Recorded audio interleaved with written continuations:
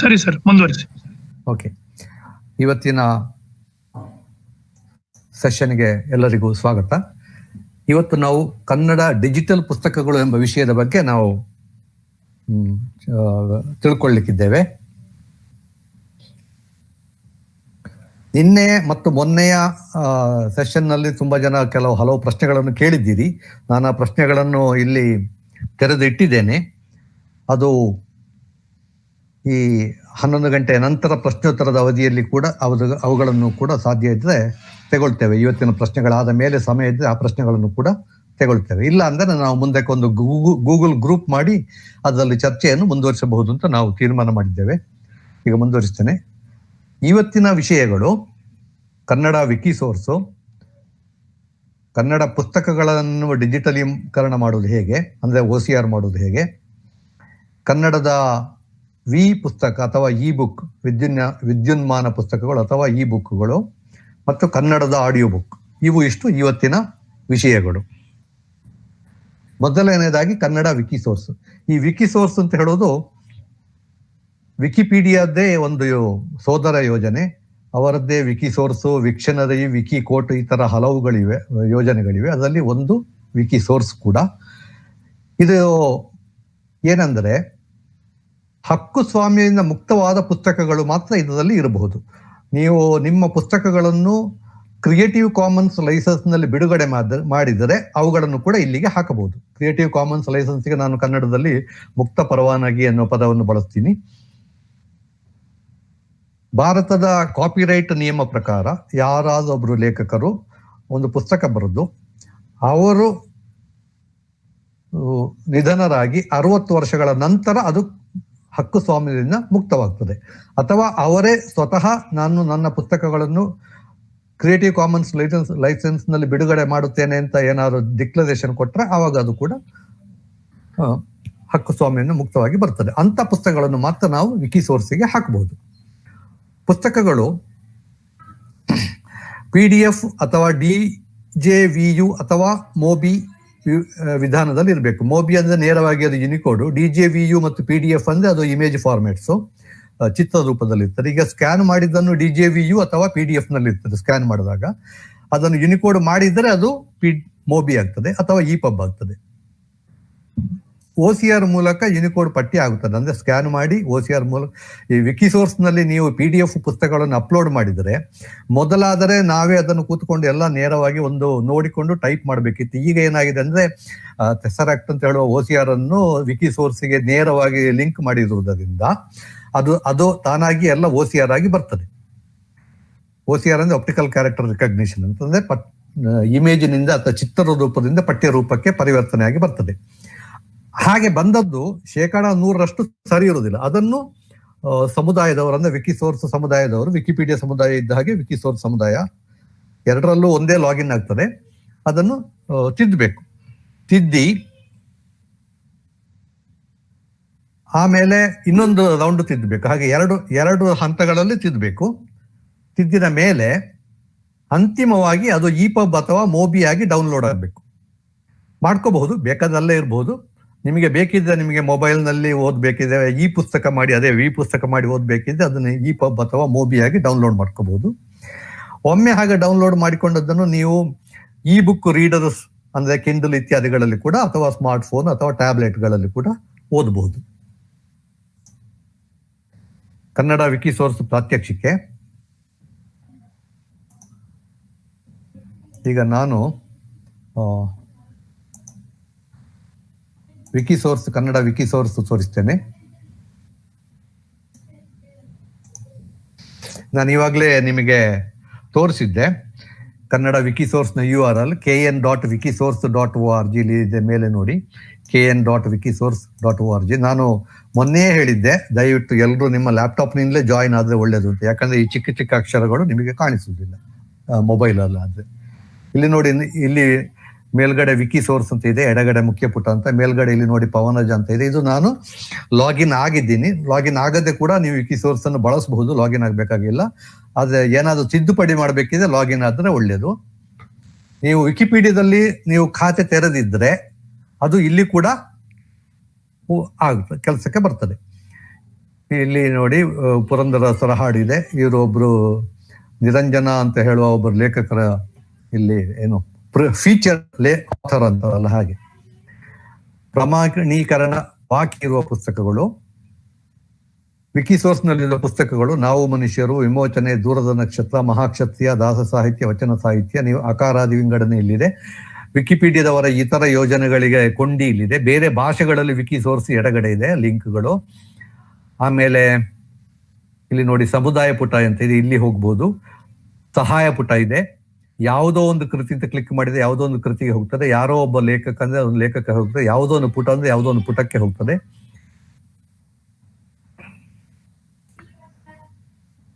ಇಲ್ಲಿ ವಿಶೇಷ ಪುಟಗಳು ಅಂತ ಇದೆ. ಈ ವಿಶೇಷ ಪುಟಗಳಲ್ಲಿ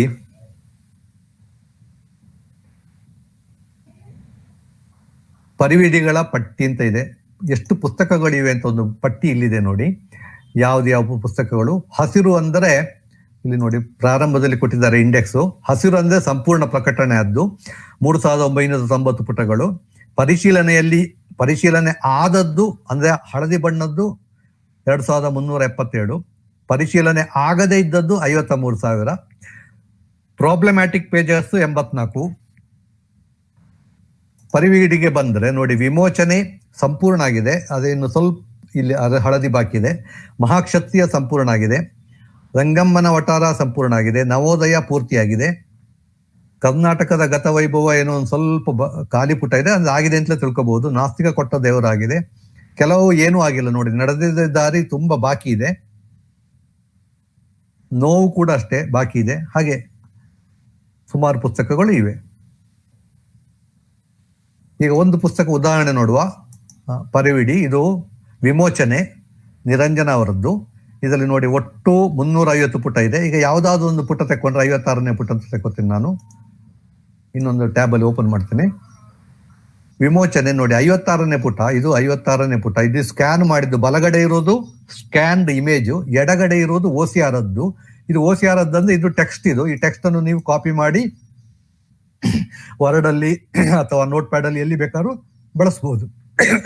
ಕ್ಷಮಿಸಿ, ಸ್ವಲ್ಪ ಇವತ್ತು ಗಂಟಲೇನೋ ಕರಕರ ಇದೆ. ಒಂದ್ ನಿಮಿಷ ನೀರು ಕುಡ್ಕೊಡ್ತೇನೆ.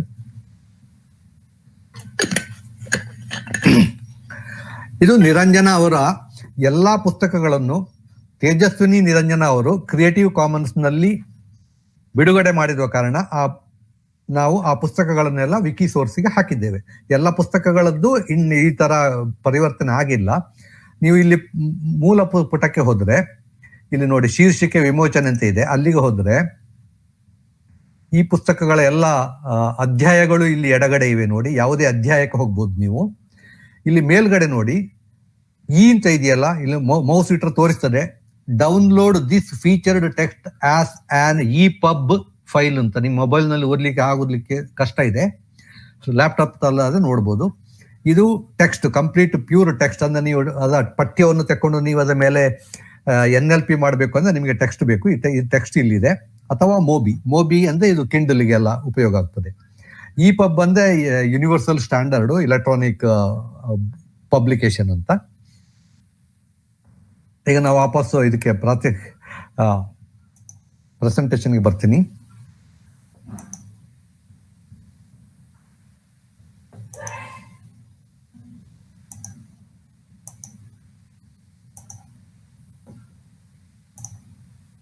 ಈ ಗೂಗಲ್ ಮೀಟ್ ನಲ್ಲಿ ಪ್ರತಿ ಸಲ ಚೇಂಜ್ ಮಾಡೋದು ಸ್ವಲ್ಪ ಕಷ್ಟ, ಹೊತ್ತು ಕಾಯ್ಬೇಕಾಗುತ್ತೆ ಈ ಕಡೆ ಆ ಕಡೆ ಮಾಡ್ಲಿಕ್ಕೆ. ಮುಂದುವರಿಸ್ತೇನೆ. ಪ್ರಾತ್ಯಕ್ಷಿಕೆ ಕನ್ನಡ ವಿಕಿ ಸೋರ್ಸ್ ಆಯ್ತು.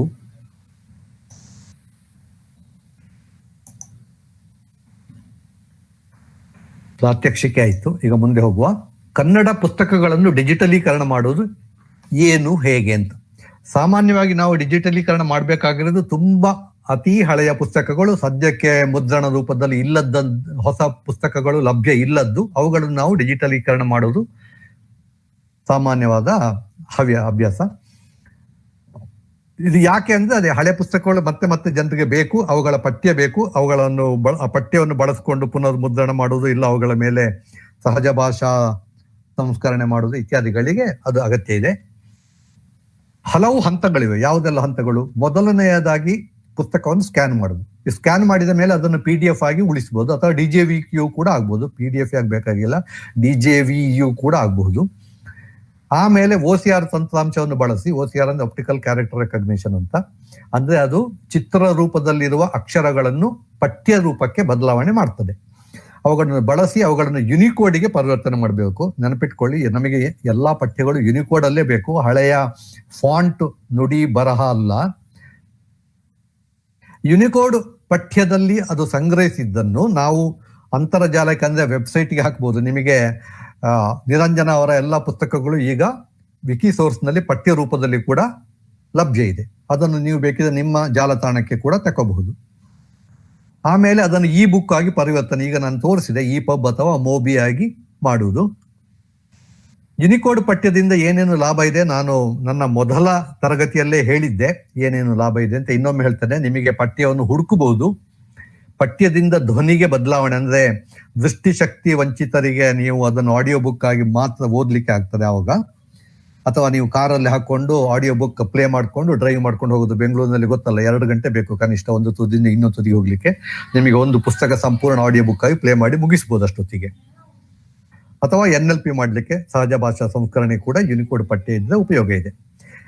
ಒಂದು ಬಹಳ ಮುಖ್ಯ ಸಂಗತಿ ಏನಂದ್ರೆ, ನಿಮ್ಮ ಕೈ ಬರಹದ ಪುಸ್ತಕಗಳು ಅಥವಾ ಹಳೆಯ ತಾಳೆಗರಿ ಗ್ರಂಥಗಳಿಗೆ ಇನ್ನೂ OCR ಲಭ್ಯ ಇಲ್ಲ.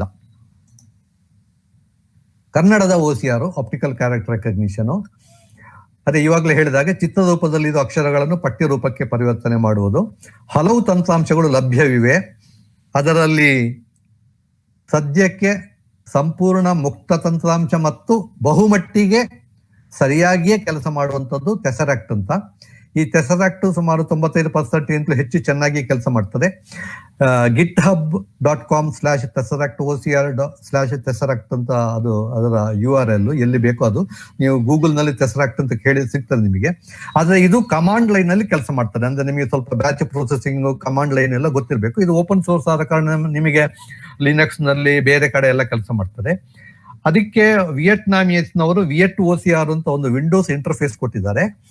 ಅದು ಕೂಡ ಓಪನ್ ಸೋರ್ಸ್. ನಿಮಗೆ ಅದು vietocr.sourceforge.net ಅಲ್ಲಿ ಸಿಗ್ತದೆ. ನೀವು ಅಲ್ಲಿಂದ ಡೌನ್ಲೋಡ್ ಮಾಡಿ ಬಳಸಬಹುದು.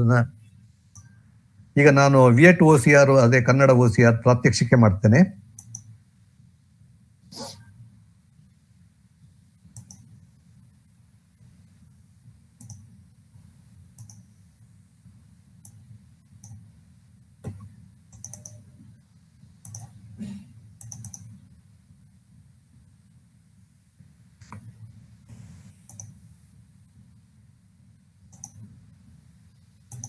ಪ್ರತಿ ಸಲ ಇಲ್ಲಿ ವಿಂಡೋಸ್ ಚೇಂಜ್ ಮಾಡೋದು ಸ್ವಲ್ಪ ಸರ್ಕಸ್ ಮಾಡಬೇಕಾಗ್ತದೆ. ಓಕೆ, ಇದು VietOCR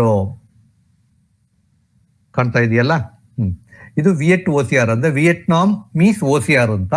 ಇದನ್ನು ಫಸ್ಟಿಗೆ ಡೌನ್ಲೋಡ್ ಮಾಡಿ ಇನ್ಸ್ಟಾಲ್ ಮಾಡಿದಾಗ ನಿಮಗೆ ಎಲ್ಲ ಭಾಷೆಗಳು ದೊರೆಯುವುದಿಲ್ಲ, ಅಂದ್ರೆ ಕನ್ನಡ ದೊರೆಯುವುದಿಲ್ಲ. ಕೆಲವು ಇಂಗ್ಲಿಷು, ಫ್ರೆಂಚ್ ಇತ್ಯಾದಿ ವಿಯೆಟ್ನಾಂ ಎಲ್ಲ ಇರುತ್ತೆ. ಆಮೇಲೆ ನೀವು ಇಲ್ಲಿ ಡೌನ್ಲೋಡ್ ಲ್ಯಾಂಗ್ವೇಜ್ ಡಾಟಾ ಅಂತ ಹೇಳಿ ಆಯ್ಕೆ ಮಾಡಿಕೊಂಡು ಅಲ್ಲಿಗೆ ಹೋಗಿ ಇದರಲ್ಲಿ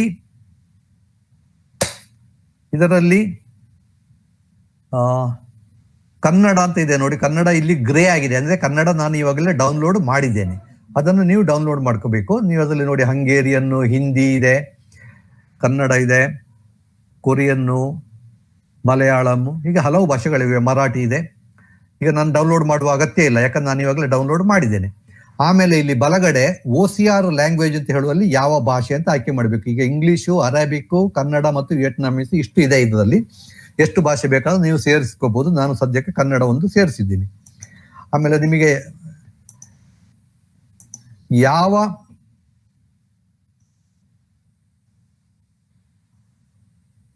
ಯಾವ ಪುಟವನ್ನು ನೀವು OCR ಮಾಡಬೇಕು ಅದನ್ನು ತೆರೀರಿ. ಅಂದ್ರೆ ಫೈಲ್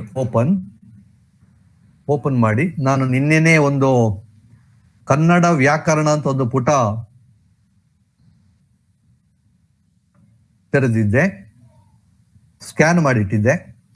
ಇದು ಪಂಜೆ ಮಂಗೇಶರಾಯರ 1952ನೇ ಇಸವಿಯಲ್ಲಿ ಮುದ್ರಣಗೊಂಡ ಕನ್ನಡ ಮೂಲ ವ್ಯಾಕರಣ ಅಂತ ಹೇಳುವ ಪುಸ್ತಕದ ಒಂದು ಪುಟ. ಇದು 20 ಕರ್ಮಪದ ಅಂತ ಇದೆ. ಇದು ನಾನು ನಿನ್ನೆ ಮೊಬೈಲಲ್ಲೇ ಸ್ಕ್ಯಾನ್ ಮಾಡಿದ್ದು. ಈಗ ಇತ್ತೀಚೆಗೆ ನಿಮಗೆ ಗೊತ್ತಿರ್ಬೋದು, ಕ್ಯಾಮ್ ಸ್ಕ್ಯಾನ್ ಅನ್ನು ಸರ್ಕಾರದವರು ಬ್ಯಾನ್ ಮಾಡಿದ್ದಾರೆ. ನೀವು ಅಡೋಬಿ ಸ್ಕ್ಯಾನ್ ಮಾಡಬಹುದು, ಇಲ್ಲ ಮೈಕ್ರೋಸಾಫ್ಟ್ ಆಫೀಸ್ ಲೆನ್ಸ್ ಅನ್ನೋ ಆಪ್ ಅಲ್ಲೂ ಮಾಡಬಹುದು. ನಿಮ್ಮ ಹತ್ರ ಫ್ಲಾಟ್ ಬೆಡ್ ಸ್ಕ್ಯಾನರ್ ಇದ್ರೆ ಫ್ಲಾಟ್ ಬೆಡ್ ಸ್ಕ್ಯಾನರ್ ಅಲ್ಲೇ ಮಾಡಬಹುದು, ಅಥವಾ ಓವರ್ ಹೆಡ್ ಸ್ಕ್ಯಾನರ್ ಇದ್ದರೆ ಅದರಲ್ಲೂ ಮಾಡಬಹುದು. ಇತ್ತೀಚೆಗೆ ಮೊಬೈಲ್ ಫೋನ್ಗಳಲ್ಲಿ ಉತ್ತಮ ಕ್ಯಾಮರಾಗಳು ಇರುವ ಕಾರಣ ನೀವು ಮೊಬೈಲ್ ಫೋನ್ಗಳಲ್ಲೂ ಮಾಡಬಹುದು. ಮೈಕ್ರೋಸಾಫ್ಟ್ ಆಫೀಸ್ ಲೆನ್ಸ್ ತಂತ್ರಾಂಶ, ಅದೇ ಆಪ್ ಇನ್ನು ಸಾಧಕ ಅಥವಾ ಅಡ್ವಾಂಟೇಜ್ ಏನಂದ್ರೆ, ಅದರಲ್ಲಿ ಪೇಜ್ ಸ್ವಲ್ಪ ಈಗ ಪುಸ್ತಕಗಳು ಬಿಡಿಸಿದಾಗ, ದೊಡ್ಡ ದಪ್ಪ ಪುಸ್ತಕಗಳು ಬಿಡಿಸಿದಾಗ ಸ್ವಲ್ಪ ಅದು ಮಡಚಿದ ಹಾಗಿರ್ತದೆ, ಬಾಗಿರುತ್ತದೆ. ಅಂದ್ರೆ ಇಂಗ್ಲಿಷ್ ಅಲ್ಲಿ ಸ್ಕ್ಯೂಯಿಂಗ್ ಅಂತಾರೆ. ಆ ಸ್ಕ್ಯೂಡ್ ಪೇಜ್ಗಳನ್ನು ಕೂಡ ಅದು ನೆಟ್ಟಗೆ ಮಾಡಿ ಸ್ಟ್ರೈಟ್ ಮಾಡಿ ಕೊಡ್ತದೆ. ಈಗ ನೋಡಿ, ಈ ಪುಟವನ್ನು ಅದು ಸ್ಟ್ರೈಟ್ ಮಾಡಿ ಕೊಟ್ಟಿದೆ.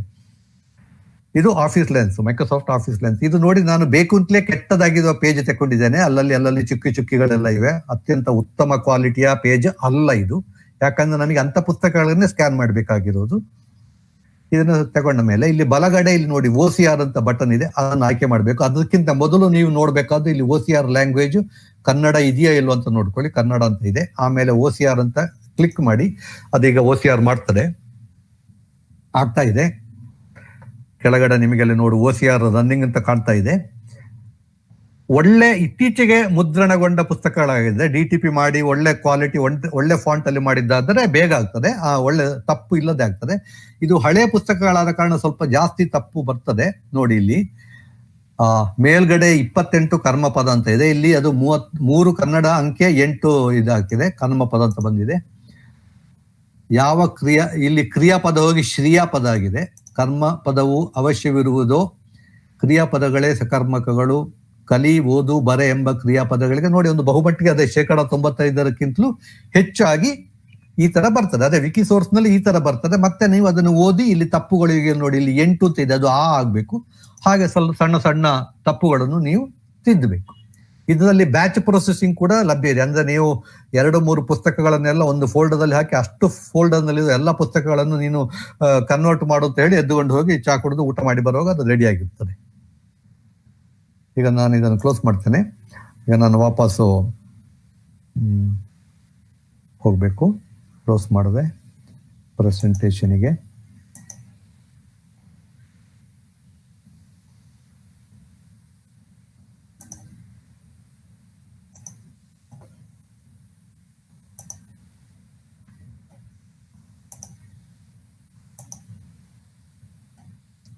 ವಾಪಸ್ ಪ್ರೆಸೆಂಟೇಷನ್ ಬರ್ತಾ ಇದ್ದೇನೆ.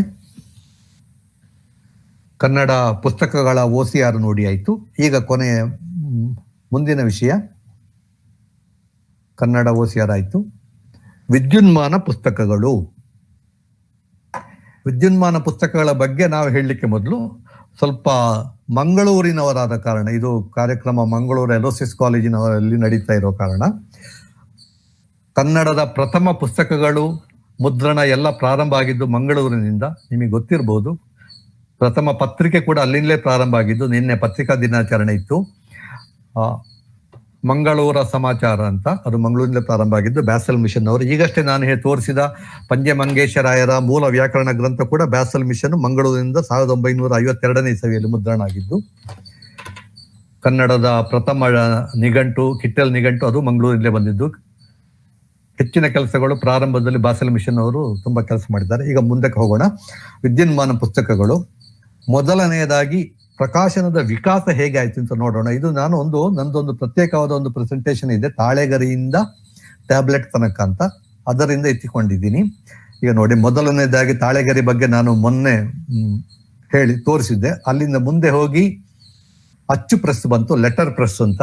ಅಂದ್ರೆ ಅಚ್ಚಿನ ಮೊಳೆಗಳನ್ನು ಜೋಡಿಸಿ ಮುದ್ರಣ ಮಾಡ್ತಾ ಇದ್ದು ಕನ್ನಡದ ಮೊದಲ ಮುದ್ರಣಗಳು ಇದರಲ್ಲಿ ಆಗಿದ್ದು. ಆಮೇಲೆ ಸೈಕ್ಲೋಸ್ಟೈಲ್ ಅಂತ ಕೂಡ ಬಂತು. ಅಂದ್ರೆ ಕೈ ಬರಹದಲ್ಲಿ ಬರೆದಿದ್ದನ್ನು ಈ ರೋಲ್ಗೆ, ಡ್ರಮ್ಗಳಿಗೆ ಅಂಟಿಸಿ ಸುತ್ತಿಸಿ ತಿರುಗಿಸಿ ಸ್ವಲ್ಪ ಜೆರಾಕ್ಸ್ ಮಾಡಿದ ರೀತಿಯಲ್ಲಿ.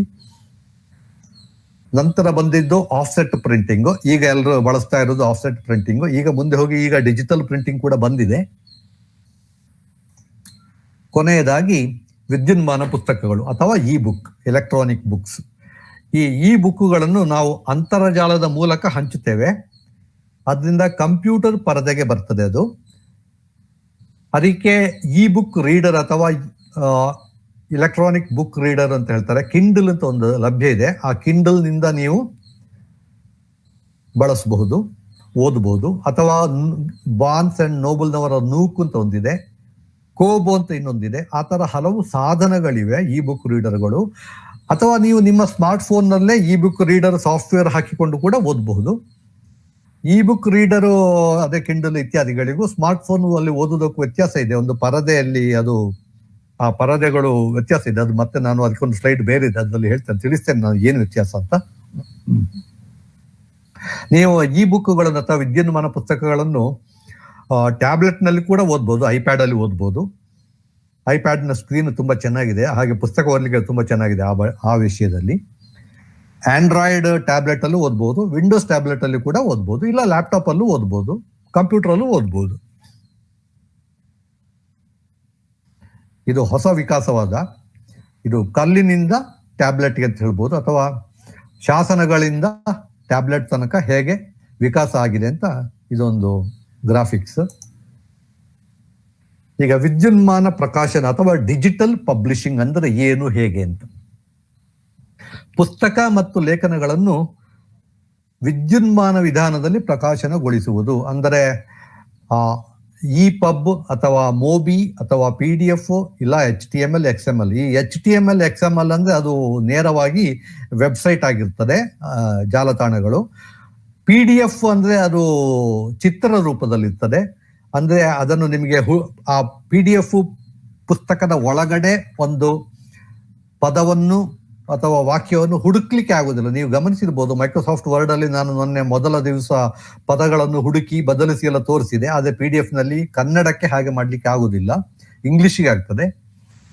ಮೋಬಿ ಮತ್ತು ಇ ಪಬ್ಗಳು ಯುನಿಕೋಡ್ ಪಠ್ಯ, ಆದ್ರೆ ಅವುಗಳಿಗೆ ಅವರದ್ದೇ ಆದ ತಂತ್ರಾಂಶಗಳು ಬೇಕು. ಇ ಪಬ್ ರೀಡರ್ ಅಥವಾ ಮೋಬಿ ರೀಡರ್, ಅದೇ ನಾನು ಇ ಬುಕ್ ರೀಡರ್ ಅಂತ ಹೇಳಿದ್ನಲ್ಲ, ಅಲ್ಲಿ ಇವುಗಳನ್ನು ತೆರೆಯಲು ಆಗ್ತದೆ. ಯಾವುದು ಇ ಪಬ್ ಮತ್ತೆ ಮೋಬಿ ವಿಧಾನದಲ್ಲಿರುವ ಕಡತಗಳನ್ನು ಅಂದ್ರೆ ಫೈಲ್ಗಳನ್ನು. ಲೇಖಕನಿಂದ ಓದುಗನಿಗೆ ಎಲ್ಲೂ ಕಾಗದ ಇಲ್ಲ, ಸಂಪೂರ್ಣ ಕಾಗದರಹಿತ ಪ್ರಕಟಣೆ. ಕಾಗದರಹಿತ ಪತ್ರಿಕೆ ಇದ್ದ ಹಾಗೆ ಕಾಗದರಹಿತ ಪುಸ್ತಕ. ನೀವು ಪರಿಸರವಾದಿಗಳಿಗೆ ತುಂಬಾ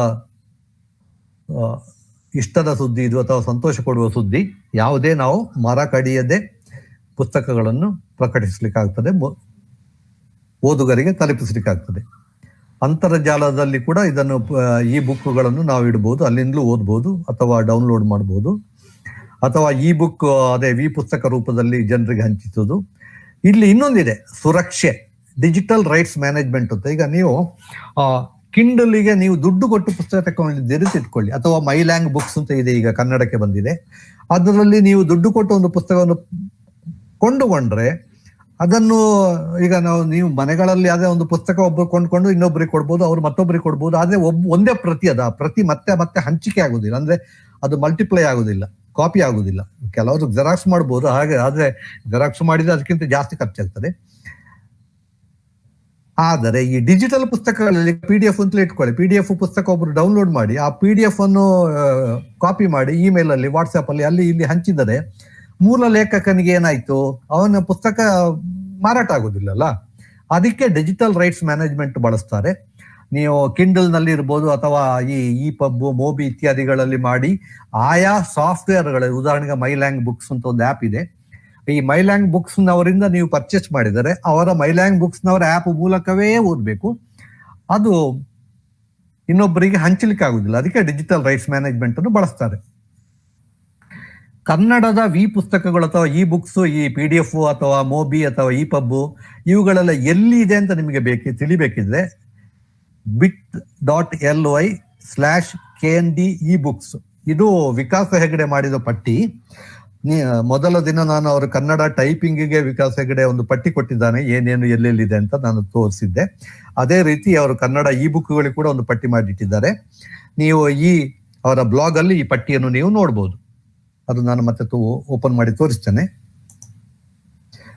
ಇದು ಒಂದು ಎಕ್ಸಾಂಪಲ್ ಇ ಬುಕ್. ಇದು ಅಮೆಜಾನ್ ಕಿಂಡಲ್.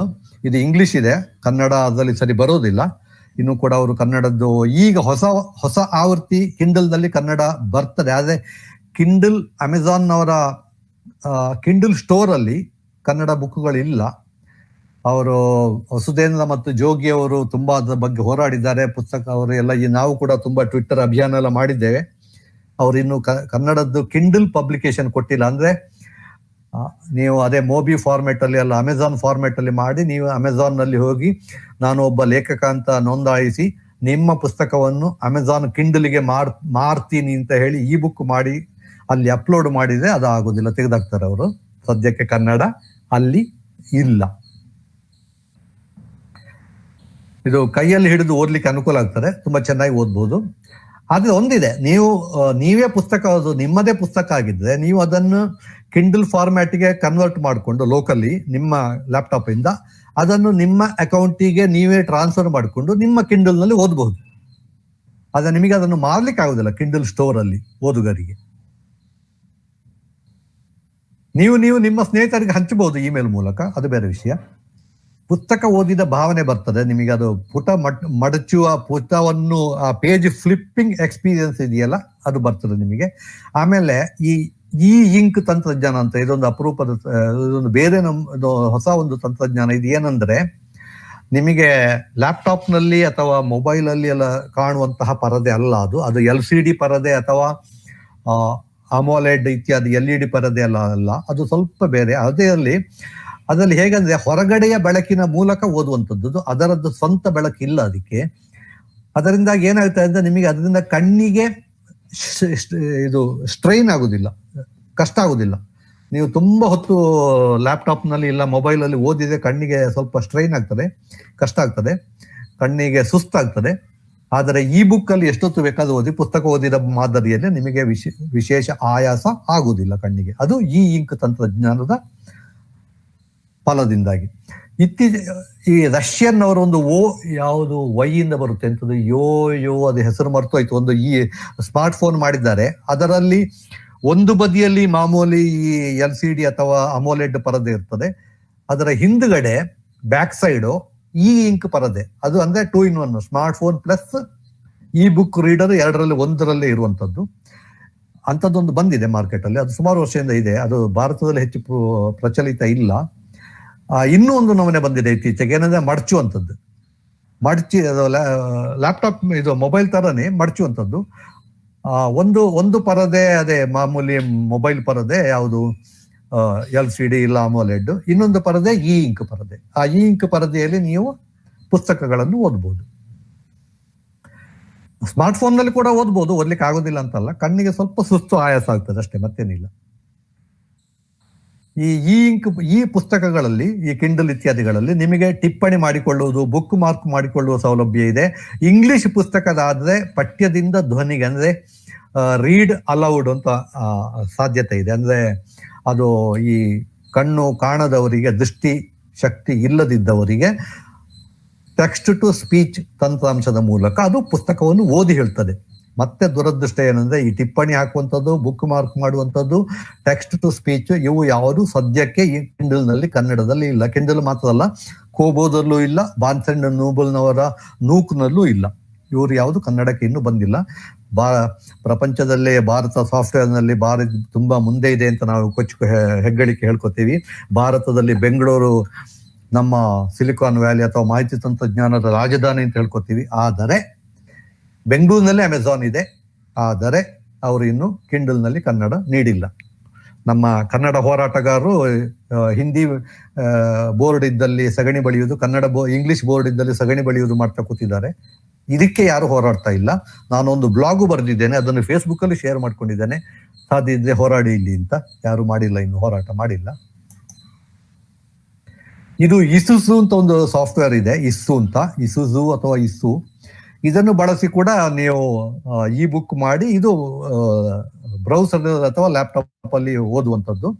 ಇದು ಈಗ ಅಷ್ಟು ಪ್ರಚಲಿತ ಇಲ್ಲ, ಈಗ ಅಗತ್ಯ ಇಲ್ಲ. ಯಾಕಂದ್ರೆ ಬೇರೆ ಬೇರೆ ರೀತಿಯಲ್ಲಿ ಕೂಡ ಓದ್ಲಿಕ್ಕೆ ಆಗ್ತದೆ. ಇದು ಸ್ವಲ್ಪ ಹಳೆಯದು, ಬಟ್ ಈ ರೀತಿಯಲ್ಲಿ ಮಾಡ್ಬೋದು. ಅಂಗೈಗಣಕಗಳು ಅಂದ್ರೆ ಅಂಗೈಗಣಕ ಅಂದ್ರೆ ಸ್ಮಾರ್ಟ್ ಫೋನ್ ಪ್ಲಸ್ ಟ್ಯಾಬ್ಲೆಟ್, ಇವುಗಳಿಗೆ ಕೂಡ ಆ್ಯಪ್ಗಳು, ಕಿರು ತಂತ್ರಾಂಶ ಅಂದ್ರೆ ಆ್ಯಪ್ ಅಂತ ನಾನು ಬಳಸ್ತೇನೆ. ಆ್ಯಪ್ ಪದಕ್ಕೆ ಈಗ ನೋಡಿ, ಅಪ್ಲಿಕೇಶನ್ ಅಂದ್ರೆ ತಂತ್ರಾಂಶ, ಆ್ಯಪ್ ಅನ್ನೋದು ತಂತ್ರಾಂಶದ ಕಿರು ತಂತ್ರಾಂಶ ಅಂದ್ರೆ ಶಾರ್ಟ್ ಸ್ಮಾಲ್ ಅಪ್ಲಿಕೇಶನ್. ಈ ಮೊಬೈಲ್ ಫೋನ್ನಲ್ಲಿ ಕೆಲಸ ಮಾಡುವಂಥದ್ದು. ಅದಕ್ಕೆ ಅದು ಕಿರು ತಂತ್ರಾಂಶ ಅಂತ ಹೇಳೋ ಪದ ನಾನು ಬಳಸ್ತೀನಿ. ಆ್ಯಪ್ ಅಂತಲೇ ಹೇಳಿದ್ರೆ ಹೆಚ್ಚಿನವರಿಗೆ ಅರ್ಥ ಆಗುತ್ತದೆ. ಸೊ ನೀವು ಅದನ್ನು ಆ್ಯಪ್ ಅಂತ ಹೇಳಿದ್ರೆ ನಂದೇನು ಅಡ್ಡಿ ಇಲ್ಲ. So apple iPhone, iPad, Android phone ಮತ್ತೆ ಟ್ಯಾಬ್ಲೆಟ್ಗಳಿಗೆ ಆ್ಯಪ್ಗಳು ಲಭ್ಯವಿವೆ. ವಿಂಡೋಸ್ ಟ್ಯಾಬ್ಲೆಟ್ಗೆ ಕೂಡ ಇದೆ ಆ್ಯಪ್ಗಳು. ಉದಾಹರಣೆಗೆ ಕಿಂಡಲ್ ಆ್ಯಪು, ನೀವು ಕಿಂಡಲ್ ಸಾಫ್ಟ್ವೇರ್ ಅಮೆಝಾನ್ ಇಂದ ಪರ್ಚೇಸ್ ಮಾಡಿದೆ ಅಂದ್ರೆ ಕಿಂಡಲ್ ಪುಸ್ತಕಗಳು ನೀವು ದುಡ್ಡು ಕೊಟ್ಟು ತಗೊಂಡ್ರೆ ನಿಮ್ಮ ಸ್ಮಾರ್ಟ್ ಫೋನ್ನಲ್ಲಿ ಅಮೆಝಾನ್ ಅವರ ಕಿಂಡಲ್ ಆ್ಯಪ್ ಹಾಕೊಂಡು ಓದಬಹುದು. ಐಪ್ಯಾಡ್ ಅಲ್ಲೂ ಓದಬಹುದು ಕಿಂಡಲ್ ಆ್ಯಪ್ ಅಲ್ಲಿ. ಪುಸ್ತಕಗಳನ್ನು ಡೌನ್ಲೋಡ್ ಮಾಡಿಕೊಳ್ಬೇಕು, ಅದೇ ಅಮೆಝಾನ್ ಸ್ಟೋರ್ ಇಂದ ಡೌನ್ಲೋಡ್ ಮಾಡ್ಕೋಬೇಕು, ಅಥವಾ ಇಂಟರ್ನೆಟ್ ಇಂದ ಕೂಡ ಮಾಡ್ಕೋಬಹುದು. ಈಗ ನಾನು ಇವಾಗಲೇ ತೋರಿಸಿದ ಹಾಗೆ ಕನ್ನಡ ವಿಕಿ ಸೋರ್ಸ್ ಇಂದ ನೀವು ಮೋಬಿ ಫಾರ್ಮ್ಯಾಟ್ ಅಥವಾ ಇ ಪಬ್ ಫಾರ್ಮ್ಯಾಟ್ ಅಲ್ಲಿ ಡೌನ್ಲೋಡ್ ಮಾಡಿಕೊಂಡು ಅದನ್ನು ಆ ಇ ಪಬ್ ಅನ್ನು ನಿಮ್ಮ ಸ್ಮಾರ್ಟ್ ಫೋನಿಗೆ ವರ್ಗಾಯಿಸಿ, ಅಥವಾ ಸ್ಮಾರ್ಟ್ ಫೋನ್ ನಲ್ಲೇ ನೇರವಾಗಿ ಡೌನ್ಲೋಡ್ ಮಾಡ್ಕೋಬಹುದು. ಮಾಡಿಕೊಂಡು ಸೂಕ್ತವಾದ ಕಿರು ತಂತ್ರಾಂಶ ಅಂದ್ರೆ, ಈಗ ಉದಾಹರಣೆಗೆ ಸ್ಕೈ ರೀಡರ್ ಅಂತ ಒಂದಿದೆ, ಈಗ ನಾನು ತೋರಿಸ್ತೇನೆ. ಸ್ಕೈ ರೀಡರ್ ಅಂತ ಒಂದಿದೆ, ಅದರ ಮೂಲಕ ಕೂಡ ನೀವು ಓದಬಹುದು ಯಾವುದನ್ನು, ಈ ಪುಸ್ತಕವನ್ನು. ಕೆಲವು ಸಲ ಏನಂದ್ರೆ ಪ್ರತಿ ಮಾಡಿಕೊಳ್ಳುವುದು ಅಸಾಧ್ಯ. ಅಂದ್ರೆ ಏನ್ ಮಾಡ್ತಾರೆ ಅಂದ್ರೆ, ಈಗ ಅಮೆಝಾನ್ ಕಿಂಡಲ್ ನಾನು ಇವಾಗಲೇ ಹೇಳಿದಾಗೆ ಅವರ ಪುಸ್ತಕ ನೀವು ಅವರ ಆ್ಯಪ್ ಅಲ್ಲಿ ಮಾತ್ರ ಓದ್ಬೇಕು. ನಿಮಗೆ ಅದನ್ನು ಕಾಪಿ ಮಾಡ್ಕೊಳ್ಳಿಕ್ಕೆ ಆಗಲಿ ಇನ್ನೊಬ್ಬರಿಗೆ ಹಂಚುವುದಾದ್ರೆ ಆಗುವುದಿಲ್ಲ. ಅದೇ ರೀತಿ ಮೈಲ್ಯಾಂಗ್ ಬುಕ್ಸ್ ಅಂತ ಈಗ ಕನ್ನಡಕ್ಕೆ ಒಂದು ಬಂದಿದೆ, ಅದರಲ್ಲೂ ಅಷ್ಟೇ. ಅಲ್ಲಿ ಜೋಗಿಯವರ ಅಶ್ವತ್ಥಾಮನ್ ಅಂತೇಳಿ ಪುಸ್ತಕ ಇದೆ. ನೀವು ಜೋಗಿಯವರ ಅಶ್ವತ್ಥಾಮನ್ ಪುಸ್ತಕವನ್ನು ಮೈಲ್ಯಾಂಗ್ ಬುಕ್ ಅಲ್ಲೇ ಓದಬೇಕು, ಅವರ ಆ್ಯಪ್ ಅಲ್ಲೇ ಓದಬೇಕು. ಅದನ್ನು ಬೇರೆ ಯಾವುದೇ PDF ರೀಡರ್ ಅಥವಾ ಸ್ಕೈ ರೀಡರ್ ಇತ್ಯಾದಿಗಳಲ್ಲಿ ಓದ್ಲಿಕ್ಕೆ ಆಗುದಿಲ್ಲ. ಅಂದ್ರೆ ನಾನು ಇವಾಗಲೇ ಹೇಳಿದ್ದೇನೆ, ಒಂದು ಕಂಪನಿಯಿಂದ ನೀವು ತಕೊಂಡದನ್ನು ಅವರ ಆ್ಯಪ್ ಅಲ್ಲೇ ಓದಬೇಕು. ಅದು ಸಹಜ ಕೂಡ, ಯಾಕಂದ್ರೆ ಅವರಿಗೆ ಅದನ್ನು ಮಾರಿ ದುಡ್ಡು ಮಾಡಬೇಕು. ನೀವು ಒಬ್ಬರಿಗಿಂದ ಒಬ್ಬರಿಗೆ ಹಂಚಿದರೆ ಅವರಿಗೆ ವ್ಯಾಪಾರ ಆಗುದಿಲ್ಲಲ್ಲ. ಅದೇನು ತಪ್ಪು ಅಂತ ನಾನು ಹೇಳ್ತಾ ಇಲ್ಲ. ಕನ್ನಡ ಪುಸ್ತಕಗಳ ಒಂದು ಪ್ರಾತ್ಯಕ್ಷಿಕೆ. ಅದಕ್ಕಿಂತ ಮೊದಲು ನಾನು ಇದು ಒಂದು ಬ್ಲಾಗ್ ತೋರಿಸ್ತೇನೆ.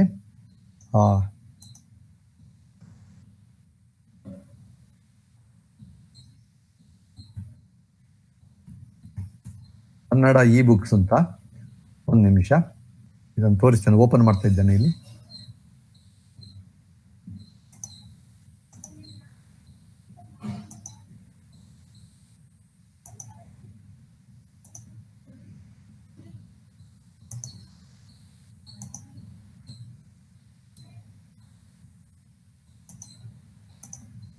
ಇದು ನೋಡಿ,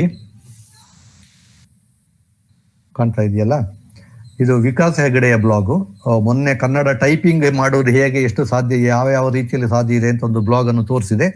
ಅವರೇ ಕನ್ನಡದ ಪುಸ್ತಕಗಳು ಅಂತ ಒಂದು ಬ್ಲಾಗ್ ಬರೆದಿದ್ದಾರೆ.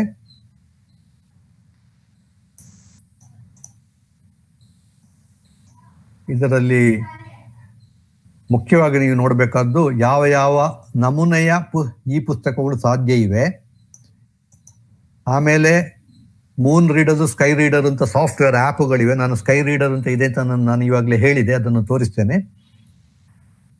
ಕನ್ನಡ ಬುಕ್ಕುಗಳು ದೊರೆಯುವ ತಾಣಗಳ ಪಟ್ಟಿ ಈ ಕೆಳಗಿನಂತಿದೆ. ಡೈಲಿ ಹಂಟ್ ಅಂತ ಒಂದಿದೆ, ಅದರಲ್ಲಿ ನೀವು ಡೈಲಿ ಹಂಟ್ ಆ್ಯಪ್ ಅಲ್ಲೇ ಪರ್ಚೇಸ್, ನಾನು ಇವಾಗಲೇ ಹೇಳಿದಾಗೆ ಕಿಂಡಲ್ ಆ್ಯಪ್ ಅಲ್ಲಿ ತಕೊಂಡ್ರೆ ಕಿಂಡಲ್ ಆ್ಯಪ್ ಅಲ್ಲೇ ಓದಬೇಕು, ಮೈಲ್ಯಾಂಗ್ ಅಲ್ಲಿ ತಕೊಂಡ್ರೆ ಮೈಲ್ಯಾಂಗ್ ಅಲ್ಲಿ ಓದಬೇಕು, ಡೈಲಿ ಹಂಟ್ ಅಲ್ಲಿ ತಕೊಂಡ್ರೆ ಡೈಲಿ ಹಂಟ್ ಅಲ್ಲೇ ಓದಬೇಕು. ಫ್ಲಿಪ್ಕಾರ್ಟ್ನವರು ಬುಕ್ ಆ್ಯಪ್ ಇತ್ತು, ತೆಗೆದುಹಾಕಿದ್ದಾರೆ. ಪುಸ್ತಕ ಅಂತ ಇದೆ, ಪುಸ್ತಕ ಅವರ ಆಂಡ್ರಾಯ್ಡ್ ಆ್ಯಪ್ ಅಲ್ಲಿ ಓದಬೇಕು. ಗೂಗಲ್ ಬುಕ್ಸ್ ಇದೆ, ಅದು ಗೂಗಲ್ ಬುಕ್ ಅಲ್ಲಿ ಗೂಗಲ್ ಆ್ಯಪ್ ಅಲ್ಲೇ ಓದಬೇಕು. ಸ್ವಿಫ್ಟ್ ಬುಕ್, ಕ್ವಿಲ್ ಬುಕ್ ಅಂತ ಇದೆ. ಕ್ವಿಲ್ ಬುಕ್ಸ್ ಬಹುಶಃ ಈಗ ಇಲ್ಲ, ನಿಂತೋಗಿರ್ಬೇಕು. ನನ್ನ ಲೈಬ್ರರಿ, ಮೇರಾಲೈಬ್ರರಿ.com ಅಂತ, ಅದು ಇಲ್ಲ ಈಗ. ಇಶಾ ಶಾಪಿ, ರೀಡ್ ವೇರ್, ಸ್ಮ್ಯಾಶ್ ವರ್ಡ್ಸ್, ಕೈ ಬುಕ್ಸ್, ಇದು ಕೂಡ ಬಹುಶಃ ಇಲ್ಲ ಅಂತ ಕಾಣ್ತದೆ ಈಗ. ಇದರಲ್ಲಿ ಕೆಲವೆಲ್ಲ ಇಲ್ಲ. ಡಿಜಿಟಲ್ ಲೈಬ್ರರಿ ಆಫ್ ಇಂಡಿಯಾದ್ದು ಇದರದ್ದು ಆ್ಯಪ್ ಇದೆ. ನೀವು ಅವರ ಪುಸ್ತಕಗಳನ್ನು ಡಿಜಿಟಲ್ ಲೈಬ್ರರಿ, ನಿನ್ನೆ ನಾನು ತೋರಿಸಿದ್ದೆ ಶಿಕ್ಷಕರಿಗೆ ಲಭ್ಯ ಇರುವ ಮುಕ್ತ ಮಾಹಿತಿಗಳು ಅಂತ, ಅವುಗಳಲ್ಲಿ ಡಿಜಿಟಲ್ ಲೈಬ್ರರಿ ಆಫ್ ಇಂಡಿಯಾ ನಾನು ತೋರಿಸಿದ್ದೆ. ಅದು ನೀವು ಅದಕ್ಕೊಂದು ಆ್ಯಪ್ ಇದೆ, ಆ ಆ್ಯಪ್ ಅಲ್ಲಿ ಕೂಡ ನೀವು ಅದನ್ನು ಓದ್ಬೋದು. ಇಲ್ಲ ಅಂದ್ರೆ ಅದೆಲ್ಲ ಉಚಿತ, ನೀವು PDF ಫೈಲ್ ಡೌನ್ಲೋಡ್ ಮಾಡ್ಕೋಬಹುದು, ಅದನ್ನ ನೋಡ್ಕೋಬಹುದು. archive.org ಅಂತ, ಇದರಲ್ಲಿ ಎಲ್ಲ ಹಳೆಯ ಸಾಹಿತ್ಯ, ಪೌರಾಣಿಕ, ಸಂಪೂರ್ಣ ಮಹಾಭಾರತ, ರಾಮಾಯಣ, ಮತ್ತೆ ವಿಷ್ಣು ಪುರಾಣ, ಭಾಗವತ ಇತ್ಯಾದಿಗಳೆಲ್ಲ ಆರ್ಕೈವ್ ಅಲ್ಲಿ ಇದೆ. ಸಿರಿ ಕನ್ನಡ ಅಂತ ಇದೆ, ಇವರು ಯೋಗಾನಂದ ಅವರದ್ದು. ಇದರಲ್ಲಿ ಸಾಕ್ಷಿ ಪತ್ರಿಕೆ ಸಂಪೂರ್ಣ ಇದೆ, ಗೋಪಾಲಕೃಷ್ಣ ಅಡಿಗರದ್ದು. ಮತ್ತೆ ಇನ್ನು ಕೆಲವೆಲ್ಲ ಪುಸ್ತಕಗಳಿವೆ. ಖುಷಿ ಕಾಮಿಕ್ಸು, ಅತ್ರಿ ಬುಕ್ ಸೆಂಟರ್ ಅಲ್ಲಿ ಕೆಲವು ಇದೆ. ವಿವಿಧ ಲಿಪಿಯದಲ್ಲಿ ಸುಮಾರು ಇದೆ ಆ್ಯಪ್, ಅವರಲ್ಲೂ ಇದೆ. ಲುಲುನಲ್ಲೂ ಇದೆ ಕೆಲವು. ಮತ್ತು ಒಂದಿಷ್ಟಿದೆ ಪುಸ್ತಕಗಳು, ಇವುಗಳದ್ದು ಲಿಂಕ್ ಇಲ್ಲ, ನಾನು ಹೇಳ್ತೀನಿ.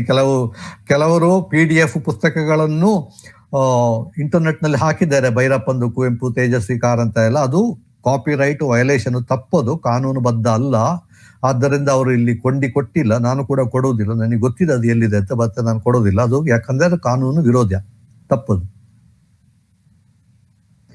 ಇನ್ನೊಂದಿದೆ poti.com ಅಂತ. ಈ poti.com ಒಂದು ನಾನು ಹೇಳಬೇಕು ಏನಂದ್ರೆ, ನೀವು ಪುಸ್ತಕಗಳನ್ನು ತಯಾರು ಮಾಡಿದ ಮೇಲೆ ಕೆಲವರಿಗೆ ಪುಸ್ತಕವೇ ಓದ್ಬೇಕು, ನಾನು ಈ ಬುಕ್ ಓದುವುದಿಲ್ಲ ಅಂತ ಇರ್ತದೆ ಅಂತ ಇಟ್ಕೊಳ್ಳಿ. ಅಂತವರಿಗೆ ನೀವು ಪುಸ್ತಕ ಮುದ್ರಿಸಿದರೆ 1000 ಪ್ರತಿ ಮಿನಿಮಮ್ ಮುದ್ರಣ ಮಾಡಬೇಕು. ಅದನ್ನು ಮಾರಾಟ ಆಗೋದು ಅನುಮಾನ ಇದೆ ಅಂತ ಇಟ್ಕೊಂಡಿದ್ರೆ ಏನ್ ಮಾಡ್ತೀರಿ? ಒಬ್ರು ನಿಮ್ಮ ಒಂದು 10 ಜನ ನಿಮ್ಮ ಸ್ನೇಹಿತರು ಹೇಳ್ತಾರೆ ಒಂದು 10 ಮಾರಾಟ ಆಗ್ಬೋದು, ನೀವು 10 ಪುಸ್ತಕಕ್ಕೋಸ್ಕರ 1000 ಪುಸ್ತಕ ಪ್ರಿಂಟ್ ಮಾಡ್ಲಿಕ್ಕೆ ಆಗೋದಿಲ್ಲಲ್ಲ. ಅದಕ್ಕೆ ನೀವು ಈ poti.com ಅಲ್ಲಿ ಹೋಗಿ, ಅದೀಗ ಇದೆಯೇ ಇಲ್ಲೋ ಗೊತ್ತಿಲ್ಲ, ನೋಡ್ತೇನೆ. poti.com ಅಂತ ಇದೆ ನೋಡಿ. ಈ poti.com ಅಲ್ಲಿ ಹೋಗಿ ನೀವು ಸೆಲ್ಫ್ ಪಬ್ಲಿಷ್ ಮಾಡ್ಬೋದು. ಇಲ್ಲಿ ಮೇಲ್ಗಡೆ ಇದೆ ನೋಡಿ ಪಬ್ಲಿಷ್ ಅಂತ. ಅಂದ್ರೆ ನೀವು ಪುಸ್ತಕವನ್ನು ಅವರು ಅದಕ್ಕೆಲ್ಲ ಟೆಂಪ್ಲೇಟ್ ಎಲ್ಲ ಕೊಟ್ಟಿದ್ದಾರೆ, ಯಾವ ರೀತಿ ಪುಸ್ತಕ ಮಾಡಬೇಕು, ಫಾರ್ಮ್ಯಾಟ್ ಮಾಡಬೇಕು ಅಂತ ಅವರೇ ಮಾಡ್ಕೊಡ್ತಾರೆ ಬೇಕಿದ್ರೆ. ಇಲ್ಲ ಅಂದ್ರೆ ನೀವು PDF ಫೈಲ್ ಮಾಡಿ ಅಪ್ಲೋಡ್ ಮಾಡಿದರೆ, ಅದನ್ನು ಆ ಸ್ಟೋರ್ ಅಲ್ಲಿ ಹಾಕಿದರೆ, ಯಾರು ಪುಸ್ತಕ ಪರ್ಚೇಸ್ ಮಾಡಬೇಕೋ ಅವರು ಆರ್ಡರ್ ಮಾಡಿದ ಮೇಲೆ ಅವರು ಅದನ್ನು ಮುದ್ರಣ ಮಾಡಿ ಕಳಿಸ್ತಾರೆ. ಅಂದ್ರೆ ಈಗ ಒಂದು ಪುಸ್ತಕ ಬೇಕಿದ್ರೆ ಮುದ್ರಣ ಮಾಡಿ ಕಳಿಸ್ತಾರೆ ಅವರು, ಆ ತರ. This is called self publishing ಅಂತ ಇತ್ತೀಚೆಗೆ ತುಂಬಾ ಜನಪ್ರಿಯ ಆಗ್ತಾ ಇದೆ. ಶ್ರೀನಿಧಿ ಹಂದೆ ಅಂತ ಹೇಳುವವರು ಕಡಿಮೆ ಬಜೆಟ್ ನಲ್ಲಿ ವಿಶ್ವ ದರ್ಶನ ಅಂತ ಹೇಳುವ ಒಂದು ಪುಸ್ತಕವನ್ನು ಈ ಮಾದರಿಯಲ್ಲಿ ಪ್ರಕಟಿಸಿ ಹಂಚುತ್ತಾ ಇದ್ದಾರೆ. ನಾನು ಅದರ ಪುಸ್ತಕದ್ದು ಒಂದು ವಿಮರ್ಶೆ ತೋರಿಸ್ತೇನೆ ಬೇಕಿದೆ. ಕನ್ನಡ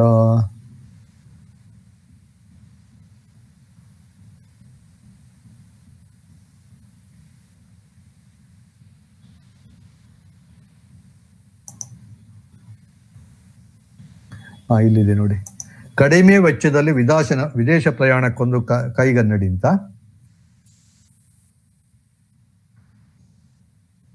ಇದು ಶ್ರೀನಿಧಿ ಹಂದೆ ಅವರು ಬರೆದಿದ್ದು. ಇದು ನಿಮಗೆ ಅಮೆಝಾನ್ ಅಲ್ಲಿ ಸಿಗ್ತದೆ. ಇದೊಂದು ವಿಶೇಷ ಏನಿಲ್ಲ. ವಿಶೇಷ ಏನಂದ್ರೆ ಈ ಪುಸ್ತಕ ನಿಮಗೆ ಅವರು ನೋಷನ್ ಪ್ರೆಸ್ ನಿಂದ ಮೂಲಕ ಪಬ್ಲಿಷ್ ಮಾಡ್ತಾ ಇರೋದು. ನೀವು ಇದನ್ನು ಕೊಂಡ್ಕೋಬೇಕು ಅಂತ ಕ್ಲಿಕ್ ಮಾಡಿದರೆ ಆ ಪುಸ್ತಕ ನಿಮಗೆ ಅವರು ಮುದ್ರಣ ಮಾಡಿ ಕಳಿಸ್ತಾರೆ. ಅಲ್ಲಿ ತನಕ ಅವರು ಮುದ್ರಣ ಮಾಡುವುದೇ ಇಲ್ಲ. 1000 ಪ್ರತಿ ಮುದ್ರಣ ಮಾಡಿ ಸಪ್ನದಲ್ಲಿ, ಅಂಕಿತದಲ್ಲಿ, ಅಲ್ಲಿ ಇಲ್ಲಿ ಹತ್ತಿರ ಬುಕ್ ಸ್ಟಾಲ್ ಅಥವಾ ಬುಕ್ ಸ್ಟಾಲ್ ಇಲ್ಲ ಈಗ ನವ ಕರ್ನಾಟಕದಲ್ಲಿ, ಎಲ್ಲಿ ಅದು ಅವರು ಮಾರಾಟಕ್ಕೆ ಇಟ್ಟಿರೋದಿಲ್ಲ. ನಿಮಗೆ ಬೇಕು ಅಂತ ನೀವು ಆರ್ಡರ್ ಮಾಡಬೇಕು. ಆರ್ಡರ್ ಮಾಡಿದ ಮೇಲೆ ನಿಮಗೆ ಒಂದು ಪ್ರತಿ ಅವರು ಮುದ್ರಿಸಿ ಕಳಿಸ್ತಾರೆ. ಹಾಗೆ ಈಗ ನಾನು ಕನ್ನಡ ಪುಸ್ತಕದ ಪ್ರಾತ್ಯಕ್ಷಿಕೆ ಮಾಡಬೇಕಾಗಿದೆ.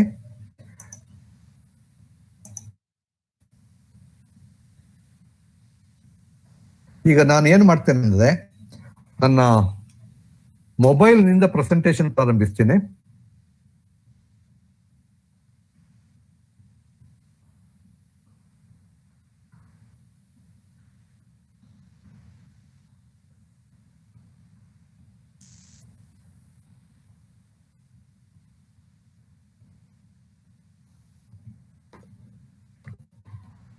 ಇದು ನೋಡಿ ನನ್ನ ಮೊಬೈಲ್ ಸ್ಕ್ರೀನು.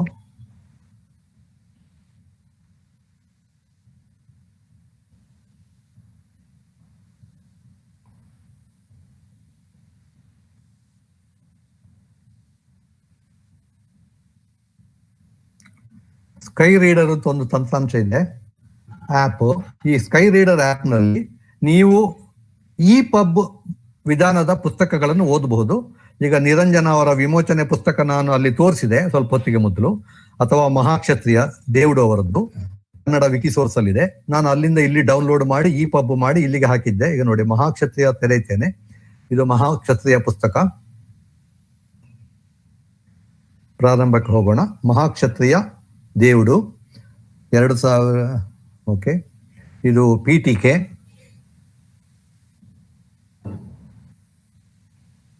ಇದು ಕರ್ನಾಟಕ ಸರ್ಕಾರದ ಮೂಲಕ ಪಬ್ಲಿಷ್ ಆಗಿದ್ದು, ಹಾಗೆ ಅವರ ಸರ್ಕಾರದ ಅಧಿಕಾರಿಗಳದ್ದೆಲ್ಲ, ಮುಖ್ಯಮಂತ್ರಿಯವರದ್ದೆಲ್ಲ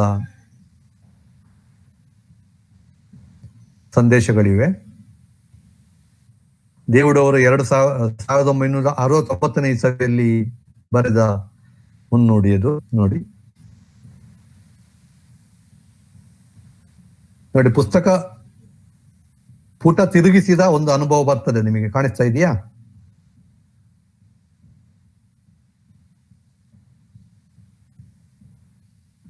ಇದು ಇ ಬುಕ್. ಬೇರೆ ಬೇರೆ ಪುಸ್ತಕಗಳು ಇವೆ, ಇದು ಒಂದಲ್ಲ. ನೋಡಿ ಎಷ್ಟು ಬೇಕಾದ್ರೂ. ಇದು ಒಂದು ನಾರ್ಮಲ್ ಇ ಬುಕ್ ರೀಡರ್. ಇದು ಸ್ಕೈ ರೀಡರ್ ಅಂತ ಹೇಳುವ ಒಂದು ಆಪ್. ಇದು ನಾನೊಂದು ತೋರಿಸ್ಬೇಕು ನಿಮಗೆ, ಕನ್ನಡದ್ದು.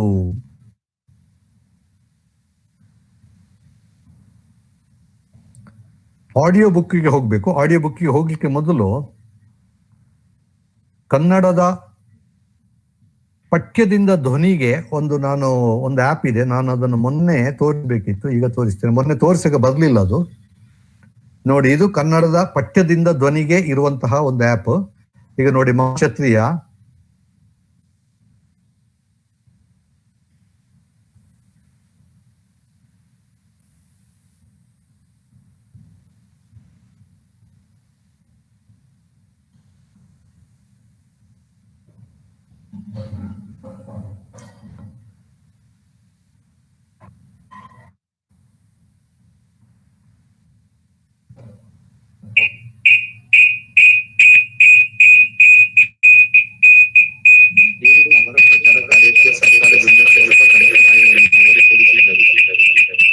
ಅದೇ ಕಾಲದಲ್ಲಿ ಅಲಹಾಬಾದ್ ವಿಶ್ವವಿದ್ಯಾಲಯ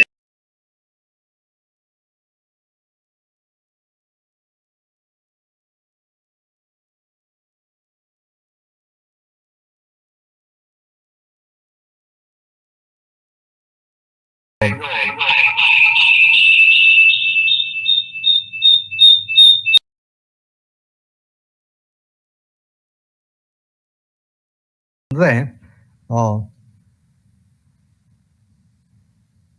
audio text to speech Kannada ಆಗುತ್ತದೆ ಅಂತ ನಾನು ಮೊನ್ನೆ ತೋರಿಸ್ಬೇಕಿತ್ತು, ಅದನ್ನು ಈಗ ತೋರಿಸಿದ್ದು. ಇದು ಆಡಿಯೋ ಬುಕ್ ರೀತಿಯಲ್ಲಿ ಕೂಡ ಆಗ್ತದೆ. ಈಗ ನಾನು ಇವಾಗಲೇ ನೋಡಿದ ಹಾಗೆ, ತೋರಿಸಿದ ಹಾಗೆ ಮಹಾಕ್ಷತ್ರಿಯ ಪುಸ್ತಕವನ್ನು ನಾನು ಆಡಿಯೋ ಮೂಲಕ ಪ್ಲೇ ಮಾಡಿ ತೋರಿಸಿದೆ. ಅಂದ್ರೆ ಅದು ಆಡಿಯೋ ಬುಕ್ ಕೂಡ ಆಯ್ತು ಅಲ್ಲಿಗೆ.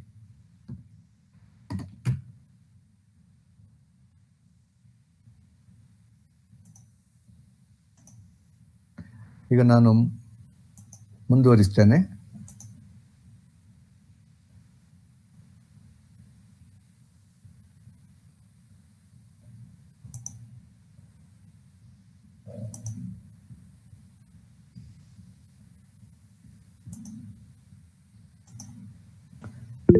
ಕನ್ನಡ ಪುಸ್ತಕಗಳ ಪ್ರೆಸೆಂಟೇಷನ್ ಆಯಿತು. ಮುಂದುವರಿಸುವ.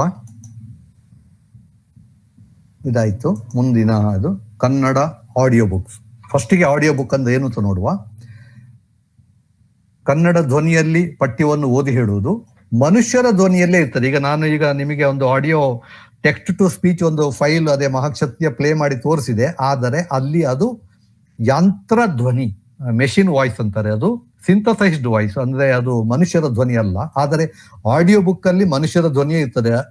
ಅದಕ್ಕೆ ಏನ್ ಮಾಡ್ತಾರೆ ಅಂದ್ರೆ, ಇಡೀ ಪುಸ್ತಕವನ್ನು ಯಾರು ಉತ್ತಮ ಧ್ವನಿ ಇರುವವರ ಮೂಲಕ ಓದಿಸಿ ಅದನ್ನು ಧ್ವನಿ ಮುದ್ರಣ ಮಾಡಿ ಇಟ್ಟಿರ್ತಾರೆ. ಅದನ್ನು ಸೂಕ್ತ ತಂತ್ರಾಂಶ ಮೂಲಕ ಪ್ಲೇ ಮಾಡೋದು.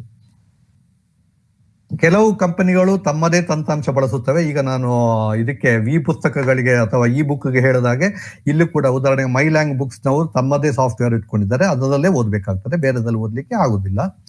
ಕನ್ನಡ ಧ್ವನಿ ಪುಸ್ತಕ ಪ್ರಾತ್ಯಕ್ಷಿಕೆ.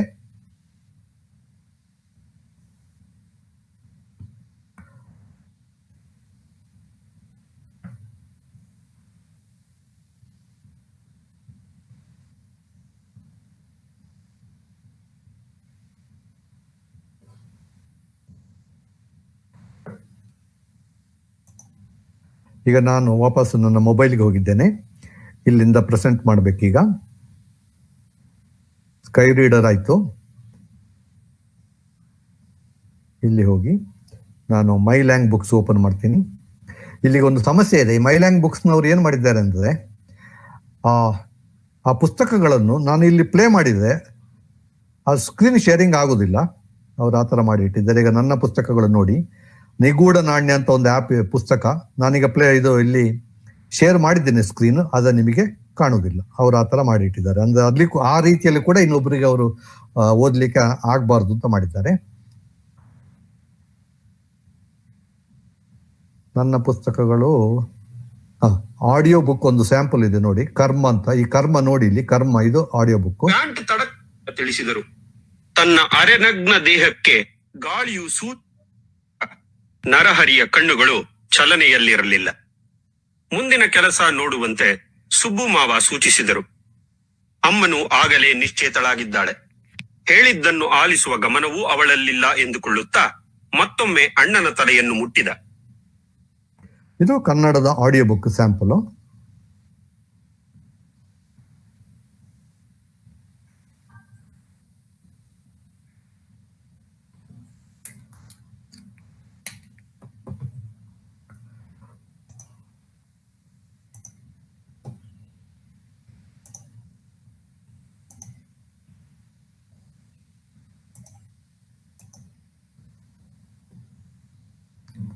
ಈಗ ಕನ್ನಡದ ಆಡಿಯೋ ಬುಕ್ ಸ್ಯಾಂಪಲ್ ನೋಡಿ ಆಯ್ತು.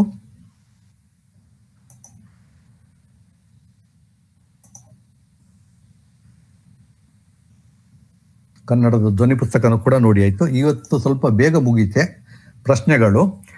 ಈಗ ನನ್ನ ಇಮೇಲು ನೋಡ್ಕೊಳ್ಳಿ ದಯವಿಟ್ಟು. ಎಲ್ಲರೂ ನನಗೆ ಪ್ರಶ್ನೆಗಳನ್ನು ಇಮೇಲ್ ಮಾಡಿ, ವಾಟ್ಸಪ್ನಲ್ಲಿ ಕೇಳಬೇಡಿ. ಕೇಳಬಾರ್ದು ಅಂತೇನಿಲ್ಲ, ವಾಟ್ಸಪ್ನಲ್ಲಿ ಉದ್ದ ಉತ್ತರ ಕೊಡ್ಲಿಕ್ಕೆ ಆಗುದಿಲ್ಲ. ಆಮೇಲೆ ನಿಮಗೆ 2 ತಿಂಗಳು ಕಳೆದ ಮೇಲೆ ಆ ವಾಟ್ಸಪ್ನಲ್ಲಿ ನಿಮಗೆ ಆ ಉತ್ತರ ಸಿಗುವುದಿಲ್ಲ. ನಾನು ಉತ್ತರ ಕೊಟ್ಟು ಆ ತಕ್ಷಣ ನೀವು ಬಳಸಿಕೊಂಡ್ರೆ ಸರಿ. ಆಮೇಲೆ ಒಂದ್ಸಲ ಬಳಸಿರ್ತೀನಿ ಅಂತ ಇಟ್ಕೊಳ್ಳಿ, 6 ತಿಂಗಳು ಕಳೆದ ಮೇಲೆ ನೀವು ಅದನ್ನು ಒಮ್ಮೆ ಅವ್ರು ಹೇಳಿದ್ದಲ್ಲ ಎಲ್ಲೋಯ್ತು ಕಾಣಿಸ್ತಾ ಇಲ್ಲ ಅಂದ್ರೆ ಅದು ವಾಟ್ಸಪ್ನಲ್ಲಿ ಇರೋದಿಲ್ಲ. ಆದ್ದರಿಂದ ಇಮೇಲಲ್ಲೇ ಕೇಳಿ, ಆವಾಗ ಅದು ನಿಮ್ಮ ರಿಜಿಸ್ಟರ್ ಅಲ್ಲಿ ಇರ್ತದೆ, ಅದು ನಿಮ್ಮ ಹತ್ರ ಇರ್ತದೆ. ಕೊನೆಯದಾಗಿ ಧನ್ಯವಾದಗಳು. ಈಗ ನಾನು ವಾಪಸ್ಸು ಪ್ರಶ್ನೆಗಳಿಗೆ ಬರ್ತೇನೆ. ಈಗ ನಾನು ಕ್ಲೋಸ್ ಮಾಡಿದೆ.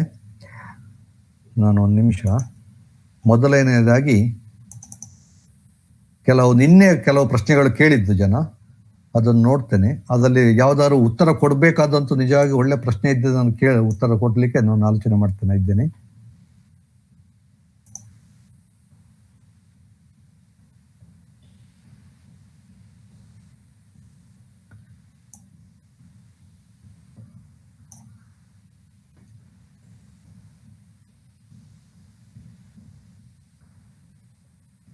ನಾನು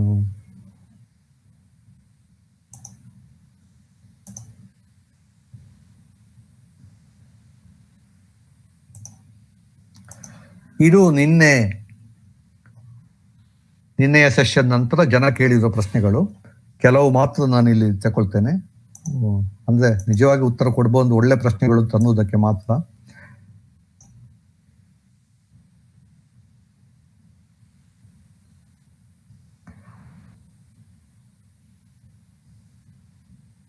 PPT ಬಗ್ಗೆ ಹೇಳ್ಕೊಡಿ ಅಂತ ಯಾರು ಕೇಳಿದ್ದಾರೆ. ಮೊನ್ನೆ ಕೂಡ ಜನ ಕೇಳಿದ್ರು. ಅದಕ್ಕೆ ಪೂರ್ಣ ಪ್ರಮಾಣದ ಸೆಷನ್ ಬೇಕು. ಬಹುಶಃ ನಾವು ಇನ್ನೊಂದು ಪೂರ್ತಿ ಪ್ರಮಾಣದ ಒಂದು ಕಾರ್ಯಾಗಾರ ರೀತಿಯಲ್ಲೇ ಮಾಡಿದರೆ ಆವಾಗ ವರ್ಡ್ ಅಲ್ಲಿ ಮಾಡೋದು ಹೇಗೆ, ಎಕ್ಸೆಲ್ ನಲ್ಲಿ ಮಾಡೋದು ಹೇಗೆ, ಹೆಚ್ಚು ವಿವರವಾಗಿ, ಅದರಲ್ಲಿ PPTಯಲ್ಲಿ ಕನ್ನಡ ಮಾಡೋದು ಹೇಗೆ, ಕೆಲವರು PPTಯಲ್ಲಿ ಧ್ವನಿ ಸೇರಿಸುವುದು ಹೇಗೆ ಅಂತ ಕೇಳಿದ್ದಾರೆ. ಅದೆಲ್ಲ ಉದಾಹರಣೆಗಳು ಇವೆ, ಅದನ್ನು ತೋರಿಸಬಹುದು.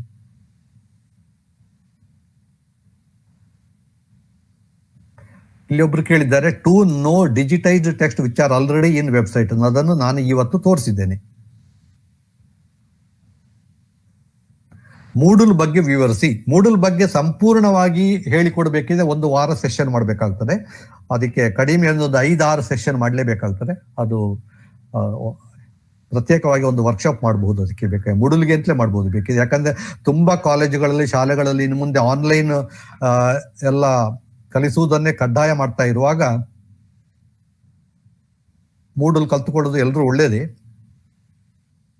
ಅದಕ್ಕೆ ಪ್ರತ್ಯೇಕವಾದ ಒಂದು ವರ್ಕ್ಶಾಪ್ ಮಾಡೋದೇ ಉತ್ತಮ ಅಂತ ನನಗೆ ಅನ್ನಿಸ್ತಾ ಇದೆ.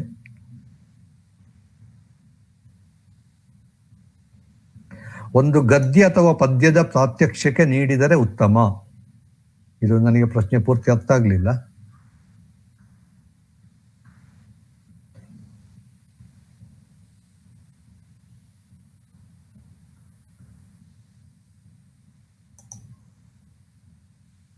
Moreover, we should make sure to make people know how to use Kannada language in applications. ಅವರೇ ಕಲ್ತ್ಕೊಂಡಿಲ್ಲ, how to know Kannada in applications. ಮೊದಲು ಕನ್ನಡ ಅಪ್ಲಿಕೇಶನ್ ನೀವೇ ಮಾಡೋದನ್ನು ಕಲೀರಿ, ಮತ್ತೆ ಬಾಕಿದ್ದವರಿಗೆ ಹೇಳಿ.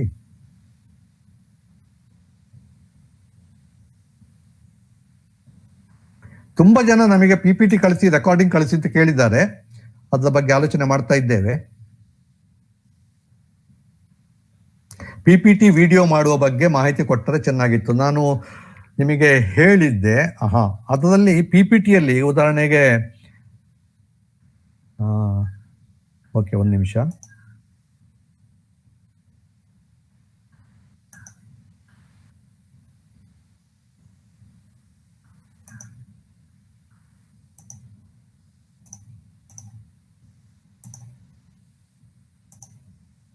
ಪ್ರತಿ ಸಲ ವಿಂಡೋ ಚೇಂಜ್ ಮಾಡ್ಬೇಕಾದ್ರೆ ಸ್ವಲ್ಪ ಇದರಲ್ಲಿ ಆ ಕಡೆ ಈ ಕಡೆ ಮಾಡಬೇಕಾಗ್ತದೆ. ಓಕೆ, ಈಗ ನಾನು PPTಗೆ ಬಂದೆ ವಾಪಸ್ಸು. ಇದರಲ್ಲಿ ನೋಡಿ, ಸ್ಲೈಡ್ ಶೋದಲ್ಲಿ ರೆಕಾರ್ಡ್ ಸ್ಲೈಡ್ ಅಂತ ಇದೆ. ಇಲ್ಲಿ ರೆಕಾರ್ಡ್ ಸ್ಲೈಡ್ ಅಂತ ನೀವು ಮಾಡಿದರೆ ಅದು ನೀವು ಮಾತಾಡಿದ್ದನ್ನೆಲ್ಲ ರೆಕಾರ್ಡ್ ಮಾಡ್ಕೊಳ್ತಾ ಇರ್ತಾರೆ ಒಟ್ಟಿಗೆ. ಹಾಗೆ ರೆಕಾರ್ಡ್ ಮಾಡ್ಕೊಂಡು ಕಂಪ್ಲೀಟ್ ರೆಕಾರ್ಡ್ ಮಾಡಿ ಆದ್ಮೇಲೆ ಇಲ್ಲಿ ಕೊನೆಗೆ ಹೋಗಿ ಇಲ್ಲಿ ಸೇವ್ ಆಸ್ ಮಾಡಿ ಇಲ್ಲಿ PPT X ಬದಲು ನಿಮಗೆ ಬೇರೆ ಆಪ್ಷನ್ ಕೊಡ್ತದೆ. ವಿಂಡೋಸ್ ಮೆಟಾ ಫೈಲ್ ಅಂತ ಇದೆ, WM ಅಂತ ಇದೆ ನೋಡಿ, ವಿಂಡೋಸ್ ಮೀಡಿಯಾ ಫೈಲ್, ಅಥವಾ MP4 ಅಂತ ಇದೆ ನೋಡಿ. ಈ MP4 ಅಂದ್ರೆ ಅದು ವಿಡಿಯೋ, ಆವಾಗ ಅದು ವಿಡಿಯೋ ಆಗಿರ್ತದೆ. ನಿಮಗೆ ಬೇಕಿದ್ರೆ ಅದು ಇಲ್ಲಿ ನೋಡ್ತೇನೆ. ನಾನು ಕರ್ನಾಟಕ ಸರ್ಕಾರದ ಒಂದು ಕಾರ್ಯಕ್ರಮದಲ್ಲಿ, ಒಂದು ನಿಮಿಷ ನಾನು ತೋರಿಸ್ತೇನೆ. ಈಗ ನಾನು ಆ ಥರ ಮಾಡಿದ್ದು ಇದೆ, ನನ್ನಲ್ಲಿ ಉದಾಹರಣೆ ಇದೆ. ಒಂದು ನಿಮಿಷ, ನಾನು ಆ ಫೈಲ್ ಓಪನ್ ಮಾಡ್ಕೋತೇನೆ. ನೀವು ಕೇಳ್ತಾ ಇದ್ದೀನಿ ನಾನು ಮಾತಾಡೋದನ್ನು. ಆ ಥರ PPTಯಲ್ಲಿ ನೀವು ಪ್ರೆಸೆಂಟೇಷನ್ ಮಾಡುವಾಗ ಅದು ಧ್ವನಿಯನ್ನು ರೆಕಾರ್ಡ್ ಮಾಡಿಕೊಂಡು ಅದನ್ನು ಕೊನೆಯಲ್ಲಿ MP4 ಆಗಿ ಸೇವ್ ಮಾಡ್ಕೋಬಹುದು.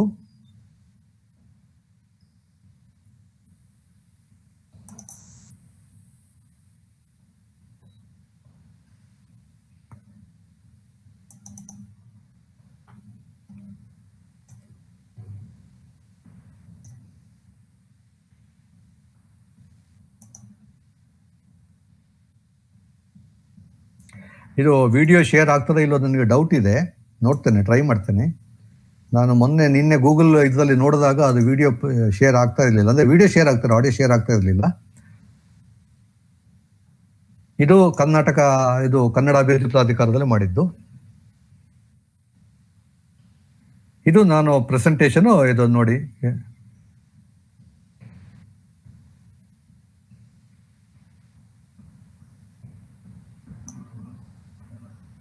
ಇದು ಆಕ್ಚುಲಿ ನಾನು ವಿಡಿಯೋ ಪ್ಲೇ ಮಾಡ್ತಾ ಇರೋದು. ಈಗ ನಿಮಗೆ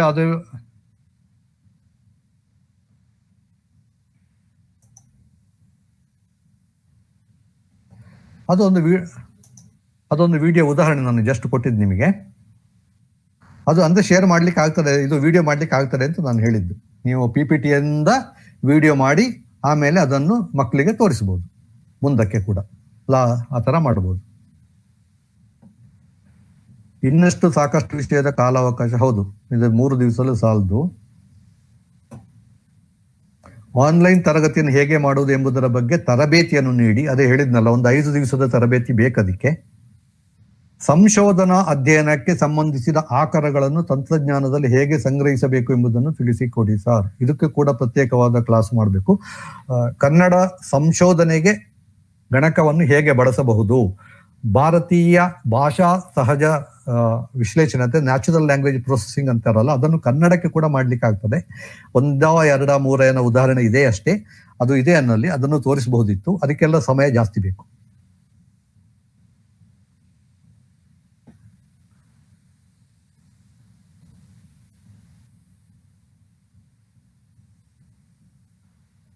ಕಾರ್ಯಾಗಾರವನ್ನು ಮಾಡಿ ಹ್ಯಾಂಡ್ಸ್ ಆನ್ ತರಬೇತಿ ನೀಡಿದರೆ ಉತ್ತಮ. ಖಂಡಿತ ಹೌದು, ಅದಕ್ಕೆ ನಾವು ಪೂರ್ತಿ ಪ್ರಮಾಣದ ಒಂದು ಸರ್ಟಿಫಿಕೇಟ್ ಕೋರ್ಸ್ ಅನ್ನೇ ಮಾಡಿದ್ರೆ ಒಳ್ಳೇದು ಅಂತ ಕಾಣ್ತದೆ.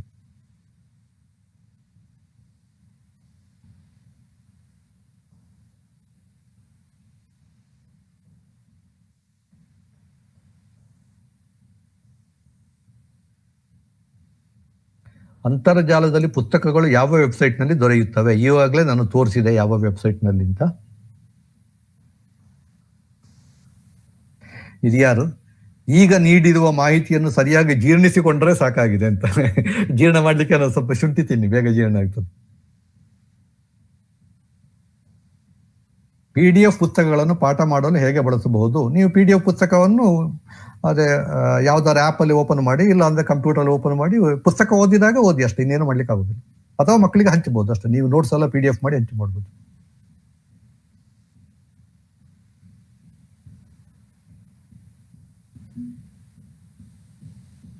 ಮೊಬೈಲ್ ಟೈಪಿಂಗ್ ಅನ್ನು ಇಮೇಲ್ ಮಾಡಿ ನಂತರ ವರ್ಡ್ ಅಲ್ಲಿ ಎಡಿಟ್ ಮಾಡಬಹುದೇ? ಖಂಡಿತ ಮಾಡಬಹುದು, ಯಾಕಂದ್ರೆ ಅದು ಯುನಿಕೋಡ್ ನಲ್ಲಿ ಇದೆ.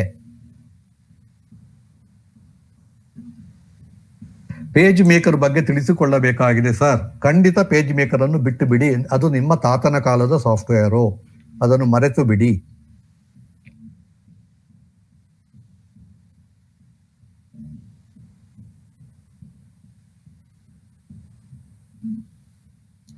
ಓಪನ್ ಸೋರ್ಸ್ ಬಗ್ಗೆ ಇನ್ನಷ್ಟು ತಿಳಿದುಕೊಡಿ. ಅದು ಕೂಡ ಏನು, ನಿಮಗೆ ಏನು ತಿಳಿಬೇಕು ಅಂತ ಹೇಳಿದ್ರೆ ನಾವು ತಿಳಿಸ್ಬೋದು. LMS ಬಗ್ಗೆ ಪ್ರಾತ್ಯಕ್ಷಿಕೆ, ಹೌದು ಅಗತ್ಯ ಇದೆ. ಆಯ್ತು, ಇದು ಇಷ್ಟು ನಿನ್ನೆಯ ಪ್ರಶ್ನೆಗಳು. ಇನ್ನು ಈಗಿನ ಪ್ರಶ್ನೆಗಳು ಏನಿದೆ ಅಂತ ನೀವು ಹೇಳಿ, ನಾನು ಉತ್ತರಿಸ್ತೇನೆ. ಯೂಟ್ಯೂಬ್ ಅಲ್ಲಿ ಏನಿದೆ ಪ್ರಶ್ನೆಗಳು ನೋಡೋಣ. ಯೂಟ್ಯೂಬ್ ಅಲ್ಲಿ ಕೂಡ ನೀವು ಪ್ರಶ್ನೆ ಬರಿಬಹುದು. ನೀವು ಬರ್ದದಿದ್ರೆ ನಾನು ಇಲ್ಲೇ ನೋಡ್ತೇನೆ, ಯೂಟ್ಯೂಬ್ ಅಲ್ಲಿ ಇರುವವರು.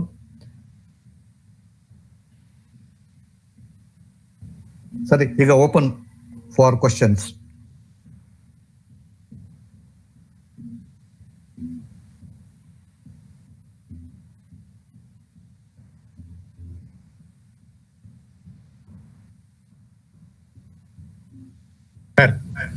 ಹಾ ಹೇಳಿ.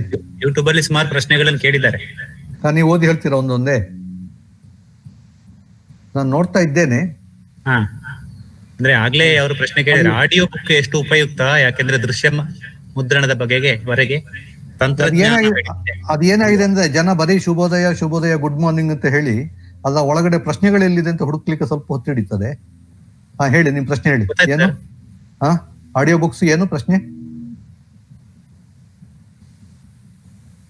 ಏನು ಗೊತ್ತಾಗ್ಲಿಲ್ಲ ನೀವು ಪ್ರಶ್ನೆ, ನಮ್ಮ ಹೇಳಿ. ಆಡಿಯೋ ಬುಕ್ ಬಗ್ಗೆ ಅದು ಇದು ಸ್ವಿಚ್ ಆನ್ ಮಾಡಿದ್ರೆ ಬರುದಿಲ್ಲ ಸ್ವಾಮಿ. ಆಡಿಯೋ ಬುಕ್ ಎಷ್ಟು ಉಪಯುಕ್ತ? ಆಡಿಯೋ ಬುಕ್ ಎಷ್ಟು ಉಪಯುಕ್ತ ಕೇಳ್ತಾ ಸರ್? ಹಾ ಕೇಳ್ತಾ ಇದೆ. ಅಲ್ಲ, ಮಧ್ಯದಲ್ಲಿ ನನಗೆ ಮೊಬೈಲ್ ಅಲ್ಲಿ ಏನೋ ಕಂಟಿನ್ಯೂಸ್ ಯಾರೋ ಫೋನ್ ಮಾಡ್ತಿದ್ದಾರೆ, ಏನು ತಗೋ ಅದನ್ನ ಮತ್ತೆ ಆ ಕಡೆ ನೋಡಿದೆ ಅಷ್ಟೇ. ಕೇಳಿದೆ ನನಗೆ. ಹಾ, ಆಡಿಯೋ ಬುಕ್ ಎಷ್ಟು ಉಪಯುಕ್ತ? ನಾನು ಇವಾಗಲೇ ಹೇಳಿದೆ, ದೃಷ್ಟಿ ಶಕ್ತಿ ವಂಚಿತರಿಗೆ ಆಡಿಯೋ ಬುಕ್ ಬೇಕೇ ಬೇಕು, ಬೇರೆ ದಾರಿ ಇಲ್ಲ. ಒಂದು. ಇನ್ನೊಂದು, ಕೇಳಿಸ್ತಾ ಇಲ್ವಾ? ನಿಮ್ಮ ವಾಯ್ಸ್ ಕಮ್ಮಿ ಆಯ್ತು. ಈಗ ಕೇಳಿಸ್ತಾ ಇದೆಯಾ? ಸ್ವಲ್ಪ ಆಯ್ತು. ನಿಮ್ಮ ಅಲ್ಲೇನಾದ್ರು ಟೆಸ್ಟ್ ಏನಾದ್ರು ಮಾಡಿದಾರ? ಕೇಳ್ತದೆ ಕೇಳ್ತದೆ. ಈಗ ಕೇಳ್ತಾ ಇದೆಯಾ? ಆಡಿಯೋ ಬುಕ್ ಅದು ಕೆಲವು ಸಲ ಆ ಕಡೆ ಈ ಕಡೆ ಮುಖ ತಿರುಗಿಸಿ ವಾಲ್ಯೂಮ್ ಕಡಿಮೆ ಆಗ್ತದಲ್ವಾ? ಏನಂದ್ರೆ ಆಡಿಯೋ ಬುಕ್ ಎಲ್ಲಿ ಬೇಕು, ಯಾಕೆ ಬೇಕು ಅಂತ ಹೇಳಿದ್ರೆ, ಈಗ ದೃಷ್ಟಿಹೀನರಿಗೆ ಅಂದ್ರೆ ಓದಲಿಕ್ಕೆ ಆಗದಿದ್ದವರಿಗೆ ಆಡಿಯೋ ಬುಕ್ಕೇ ಪರಿಹಾರ, ಬೇರೆ ದಾರಿ ಇಲ್ಲ. ಒಂದು. ಎರಡನೇದು, ಬೆಂಗಳೂರಿನಂತ ನಗರಗಳಲ್ಲಿ ದಿವಸಕ್ಕೆ 1.5 ಗಂಟೆ ಕನಿಷ್ಠ ಹೋಗ್ಲಿಕ್ಕೆ ಆಫೀಸಿಗೆ, 1.5 ಗಂಟೆ ಬರ್ಲಿಕ್ಕೆ, 3 ಗಂಟೆ ಕಾರಲ್ಲೇ ಇದ್ದವರಿಗೆ ಅಥವಾ ಬಸ್ಸಲ್ಲೇ ಇರ್ಬೋದು, ಯಾವ್ದಲ್ಲಿ ಬೇಕಾದ್ರೂ ಇರ್ಬೋದು. ಆವಾಗ ಈಗ ಬಸ್ಸಲ್ಲಿ ಆದ್ರೆ ನೀವು ಕೂತ್ಕೊಂಡು ಓದ್ಬೋದು, ಪುಸ್ತಕ ಓದ್ಬೋದು. ಆದ್ರೆ ನೀವೇ ಡ್ರೈವಿಂಗ್ ಮಾಡುವಾಗ ಪುಸ್ತಕ ಓದ್ಲಿಕ್ಕೆ ಆಗುದಿಲ್ಲ. ಆವಾಗ ಆಡಿಯೋ ಬುಕ್ ಹಾಕೊಂಡು ಪ್ಲೇ ಮಾಡಿಕೊಂಡು ಕೇಳ್ಬೋದು. ಎರಡನೇದು. ಇನ್ನು ಮೂರನೇದು, ಒಂದು ಹೊಸ ತಲೆಮಾರು ಸೃಷ್ಟಿಯಾಗಿದೆ ಈಗ ಬೆಂಗಳೂರು, ಮಂಗಳೂರಿನಂತಿನ ದೊಡ್ಡ ನಗರಗಳಲ್ಲಿ. ಕಳೆದ 20-25 ವರ್ಷಗಳಿಂದ ಅಪ್ಪ ಅಮ್ಮಂದರಿಗೆ ಒಂದು ಇಂಗ್ಲಿಷ್ ಮಾಧ್ಯಮದ ಅತಿಯಾದ ಪಿತ್ತ ಅಂತ ನಾನು ಹೇಳ್ತೇನೆ. ಆ ಪಿತ್ತದಿಂದಾಗಿ ಮಕ್ಕಳಿಗೆ ಕನ್ನಡಕ್ಕೆ ಬರೋದಿಲ್ಲ ಓದ್ಲಿಕ್ಕೆ. ಆದ್ರೆ ಮನೆಯಲ್ಲಿ ಕನ್ನಡ, ಹೊರಗಿನ ವಾತಾವರಣ ಕನ್ನಡ. ಆದ್ರೆ ಅವರಿಗೆ ಕನ್ನಡ ಮಾತಾಡ್ಲಿಕ್ಕೆ ಬರ್ತದೆ, ಕನ್ನಡ ಅರ್ಥ ಆಗ್ತದೆ, ಆದ್ರೆ ಕನ್ನಡ ಓದ್ಲಿಕ್ಕೆ ಬರೋದಿಲ್ಲ. ಅಂತ ಹೊಸ ಜನಾಂಗ ಒಂದು ಸೃಷ್ಟಿಯಾಗಿದೆ. ಅವರಿಗೆ ಆಡಿಯೋ ಬುಕ್ ಬೇಕು. ಸೊ ಈ 3 ರೀತಿಯಲ್ಲಿ ಆಡಿಯೋ ಬುಕ್ ಬೇಕು. ಮುಂದಿನ ಪ್ರಶ್ನೆ ಕೇಳಿ ಸರ್. ಬರಿಕಾನ ಸರ್, ನೆಕ್ಸ್ಟ್ ಪ್ರಶ್ನೆ. ವಿಕಿಪೀಡಿಯಾ ಕಾರ್ಯಾಗಾರ ನೀಡಬಹುದೇ? ಹಾ, ವಿಕಿಪೀಡಿಯಾ ಕಾರ್ಯಾಗಾರ ನೀಡಬಹುದು ಅಂತ ಮೊನ್ನೆಯಿಂದಲೂ ಎಲ್ಲರೂ ಕೇಳ್ತಾ ಇದ್ದಾರೆ. ನಾನು ಆನ್ಲೈನ್ ಅಲ್ಲಿ ಒಂದು ತರಬೇತಿ ಮಾಡಿ ಮುಗಿಸಿದೆ, ಇನ್ನೊಂದು ತರಬೇತಿ ಸದ್ಯದಲ್ಲೇ ಮಾಡುವ ಇದ್ದೇನೆ. ನನಗೆ ಒಂದು ಬಹಳ ಬೇಸರದ ಸಂಗತಿ ಏನಂದ್ರೆ, ನಾನು ಫೇಸ್ಬುಕ್ ಅಲ್ಲಿ ಅನೌನ್ಸ್ ಮಾಡಿದೆ, ನಾನು ಆನ್ಲೈನ್ ತರಬೇತಿ ಮಾಡ್ತೇನೆ ಫ್ರೀ ಆಗಿ, ಯಾರು ಬೇಕಾದ್ರೂ ಸೇರ್ಕೋಬಹುದು, ಹೆಸರು ಕೊಡಿ ಅಂತ. ಹೆಸರು ಕೊಡಿ, ಇಮೇಲ್ ಕೊಡಿ, ಮೊಬೈಲ್ ನಂಬರ್ ಕೊಡಿ ಅಂತ. 40 ಜನ ಹೆಸರು, ಮೊಬೈಲ್, ಇಮೇಲ್ ನಂಬರ್ ಕೊಟ್ರು. ನಾನು 40 ಜನರದ್ದು ಒಂದು ಸ್ಪ್ರೆಡ್ ಶೀಟ್ ಮಾಡಿದೆ. ಆ 40 ಜನರದ್ದು ಒಂದು ವಾಟ್ಸ್ಆಪ್ ಗ್ರೂಪ್ ಮಾಡಿದೆ. ಲಾರ್ಕ್ ಅಂತ ಒಂದು ಇದೆ, ಝೂಮ್ ತರ ಇನ್ನೊಂದಿದೆ ಲಾರ್ಕ್ ಅಂತ, ಅದರಲ್ಲಿ ಎಲ್ರಿಗೂ 40 ಜನರಿಗೆ ಅಕೌಂಟ್ ಕ್ರಿಯೇಟ್ ಮಾಡಿ, ಎಲ್ರಿಗೂ ಮೆಸೇಜ್ ಮಾಡಿ ಎಲ್ಲ ಮಾಡಿದೆ. ಎಲ್ರಿಗೆ ಇಮೇಲ್ ಮಾಡಿದೆ ವಿವರವಾಗಿ, ನೀವು ಖಾತೆ ತೆರೆದೇ ಬಂದ್ರೆ ಒಳ್ಳೇದು ಅಂತ ಒಂದು ಟ್ಯುಟೋರಿಯಲ್ ಫೈಲ್ ಕಳಿಸಿದೆ. ನೀವೆಲ್ಲರೂ ಖಾತೆ ಮಾಡಿ ಬನ್ನಿ ಅಂತ ಹೇಳಿದೆ. 18 ಜನ ಮಾತ್ರ ಖಾತೆ ಮಾಡಿ ಬಂದರು. ಅದರಲ್ಲಿ ಕೊನೆ ತನಕ ಬಂದವರು 10 ಜನ ಮಾತ್ರ. ಅಂದ್ರೆ ನಮ್ಮ ಜನರಿಗೆ ಉಚಿತ ಅಂದ ತಕ್ಷಣ ಎಲ್ಲ ಹೆಸರು ಕೊಡ್ತಾರೆ. ಈಗ ನೋಡಿ, ಈ ತರಬೇತಿಗೆ ನೋಡಿ, ಈ ಕಾರ್ಯಕ್ರಮಕ್ಕೆ ನೋಡಿ, 3 ದಿವಸದಕ್ಕೆ 425 ಜನ ಹೆಸರು ಕೊಟ್ರು. ಕಡೆಗೆ ಬಂದವರು ಎಷ್ಟು ಜನ? ನಿನ್ನೆಗೆ 183 ಜನ ಏನೋ ಬಂದಿದ್ದಾರೆ. ಅಂದ್ರೆ ನಮಗೆ ಫ್ರೀ ಅಂತ ಹೇಳಿದ ತಕ್ಷಣ ಬರೀ ಹೆಸರು ಕೊಡೋದಲ್ಲ, ಏನಾಗಬೇಕು ಕೊಟ್ಟು ಬಿಡೋದು, ಅತ್ಲಾಗಿ ಮತ್ತೆ ಬದಲೇಬೇಕು ಅಂತ ಏನಿಲ್ಲ. ಅದಕ್ಕೆ ನಾನೇನು ಹೇಳೋದು, ಇನ್ನು ಮುಂದೆ ಯಾವುದೇ ತರಬೇತಿಯನ್ನು ಕೂಡ ಉಚಿತವಾಗಿ ಮಾಡಲೇಬಾರ್ದು. 100 ರೂಪಾಯಿ ಅದು ಅಡ್ಡಿಲ್ಲ, ಸ್ವಲ್ಪ ಹಣ ಇಡ್ಲೇಬೇಕು. ನಮ್ಮವರಿಗೆ ಅದರ ಬೆಲೆ ಗೊತ್ತಾಗ್ಬೇಕು. ನಮ್ಮಲ್ಲಿ ಕನ್ನಡದಲ್ಲಿ ಒಂದು ಗಾದೆ ಇದೆಯಾ, ಉಚಿತವಾ ಪುಕ್ಕಟೆಯ, ನನಗೊಂದು ಅಪ್ಪನಿಗೊಂದು ಇರ್ಲಿ ಅಂತ, 2 ಇರ್ಲಿ ಅಂತ. ಹಾಗೆ ನಾವು ಮಾಡುವ. ಖಂಡಿತ ದಯವಿಟ್ಟು ಎಲ್ಲರೂ ತಿಳ್ಕೊಳ್ಳಿ, ಇನ್ನು ಮುಂದಿನ ಯಾವುದೇ ಕಾರ್ಯಕ್ರಮಗಳು ಉಚಿತ ಇರುವುದಿಲ್ಲ. ಕನ್ನಡ ಸಂಶೋಧನಾ ಪ್ರಬಂಧಗಳ ಪ್ಲೇಗಿಯರಿಸಂ ಚೆಕ್ ನಡೆಯುತ್ತಿದೆಯೇ? ಇದು ಬಹಳ ಉತ್ತಮ ಪ್ರಶ್ನೆ. ಪ್ಲೇಗಿಯರಿಸಂ ಚೆಕ್ ಮಾಡುವ ಸಾಫ್ಟ್ವೇರ್ಗಳು ತುಂಬಾ ಇವೆ. ಅಂದ್ರೆ ಪ್ಲೇಗಿಯರಿಸಂ ಅಂದ್ರೆ ಕೃತಿ ಚೌರ್ಯ. ಈಗ ಯೂನಿವರ್ಸಿಟಿಗಳು ಏನು ಮಾಡಿದ್ದಾರೆ ಅಂದ್ರೆ, ಯಾರಾದ್ರೂ ಒಂದು PhD ಅಥವಾ MPhil ಡೆಸರ್ಟೇಷನ್ ಸಬ್ಮಿಟ್ ಮಾಡಿದಾಗ ಆ ಪ್ಲೇಗಿಯರಿಸಂ ಸಾಫ್ಟ್ವೇರ್ಗಳಲ್ಲಿ ಅದನ್ನು ಹಾಕಿ ಅವು ಎಲ್ಲಿಂದ ಎಷ್ಟು ಪ್ಲೇಗಿಯರಿಸಂ ಅಂದ್ರೆ ಕೃತಿ ಚೌರ್ಯ ಮಾಡಿದ್ದಾರೆ ಅಂತ ಚೆಕ್ ಮಾಡ್ತಾರೆ. ಆದ್ರೆ ಈ ಸಾಫ್ಟ್ವೇರ್ಗಳಲ್ಲಿ ಏನಾಗಿದೆ ಅಂದ್ರೆ, ಅವುಗಳು ಇದುವರೆಗೆ ತಮ್ಮ ಆರ್ಕೈವ್ ನಲ್ಲಿ, ತಮ್ಮ ಸಂಗ್ರಹದಲ್ಲಿ ಇರುವ ಇತರ PhD ಅಥವಾ ಸಂಶೋಧನಾ ಲೇಖನಗಳನ್ನು ಪರಿಶೀಲಿಸಿ ಅದರಲ್ಲಿ ಎಷ್ಟು ವಾಕ್ಯಗಳು ಅಥವಾ ಪದಗಳು ಓವರ್ಲ್ಯಾಪ್ ಆಗ್ತದೆ ಅಂತ ಹುಡುಕುವುದು. ಆದರೆ ಕನ್ನಡದ ವಿಷಯಕ್ಕೆ ಬಂದಾಗ, ಕನ್ನಡದ PhDಗಳು ಯುನಿಕೋಡ್ ನಲ್ಲಿ ಬಹಳ ಕಡಿಮೆ ಇದೆ, ಅಂತರ್ಜಾಲದಲ್ಲೂ ತುಂಬಾ ಕಡಿಮೆ ಇದೆ. ಆದ್ದರಿಂದ ಸರಿಯಾಗಿ ಚೆಕ್ ಆಗ್ತಾ ಇಲ್ಲ, ಆಗ್ಬೇಕು. ಇನ್ನೊಂದು ಪ್ರಶ್ನೆ ಇದೆ, ಕುಮಾರ ಎನ್ ಅವರದ್ದು. ನುಡಿಯಲ್ಲಿರುವ ವಿಷಯವನ್ನು ಮೊಬೈಲ್ ನಲ್ಲಿ ಓದಲು ಯಾವ ಕ್ರಮ ಅನುಸರಿಸಬೇಕು? ನುಡಿಯಲ್ಲಿ ಇರುವುದನ್ನು ನೀವು ಮೊದಲು ಯುನಿಕೋಡ್ಗೆ ಕನ್ವರ್ಟ್ ಮಾಡಬೇಕು. ನಾನು ಮೊದಲ ದಿವಸ ತೋರಿಸಿದ್ದೆ, arvindavk.in/ಸಂಕ ಅಂತ ಒಂದು URL ಕೊಟ್ಟಿದ್ದೆ. ಆ ವೆಬ್ಸೈಟ್ ನಲ್ಲಿ ನೀವು ನುಡಿ ಟೆಕ್ಸ್ಟ್ ಅನ್ನು ಪೇಸ್ಟ್ ಮಾಡಿದ್ರೆ ಅದು ಯುನಿಕೋಡ್ಗೆ ಬದಲಾವಣೆ ಆಗ್ತದೆ. ಆ ಯುನಿಕೋಡಿಯಲ್ಲಿ ಬಂದ ಟೆಕ್ಸ್ಟ್ ಅನ್ನು ಮತ್ತೆ ನೀವು ಯಾವ್ದಾದ್ರು ನೋಟ್ ಪ್ಯಾಡ್, ವರ್ಡ್ ಎಲ್ಲೋ ಹಾಕಿ ಅದರಿಂದ ಮತ್ತೆ ಮೊಬೈಲಿಗೆ ಟ್ರಾನ್ಸ್ಫರ್ ಮಾಡ್ಕೋಬೇಕು, ಅಥವಾ ಮೊಬೈಲಲ್ಲೇ ಅದನ್ನು ಹಾಗೂ ನೋಡ್ಬೋದು.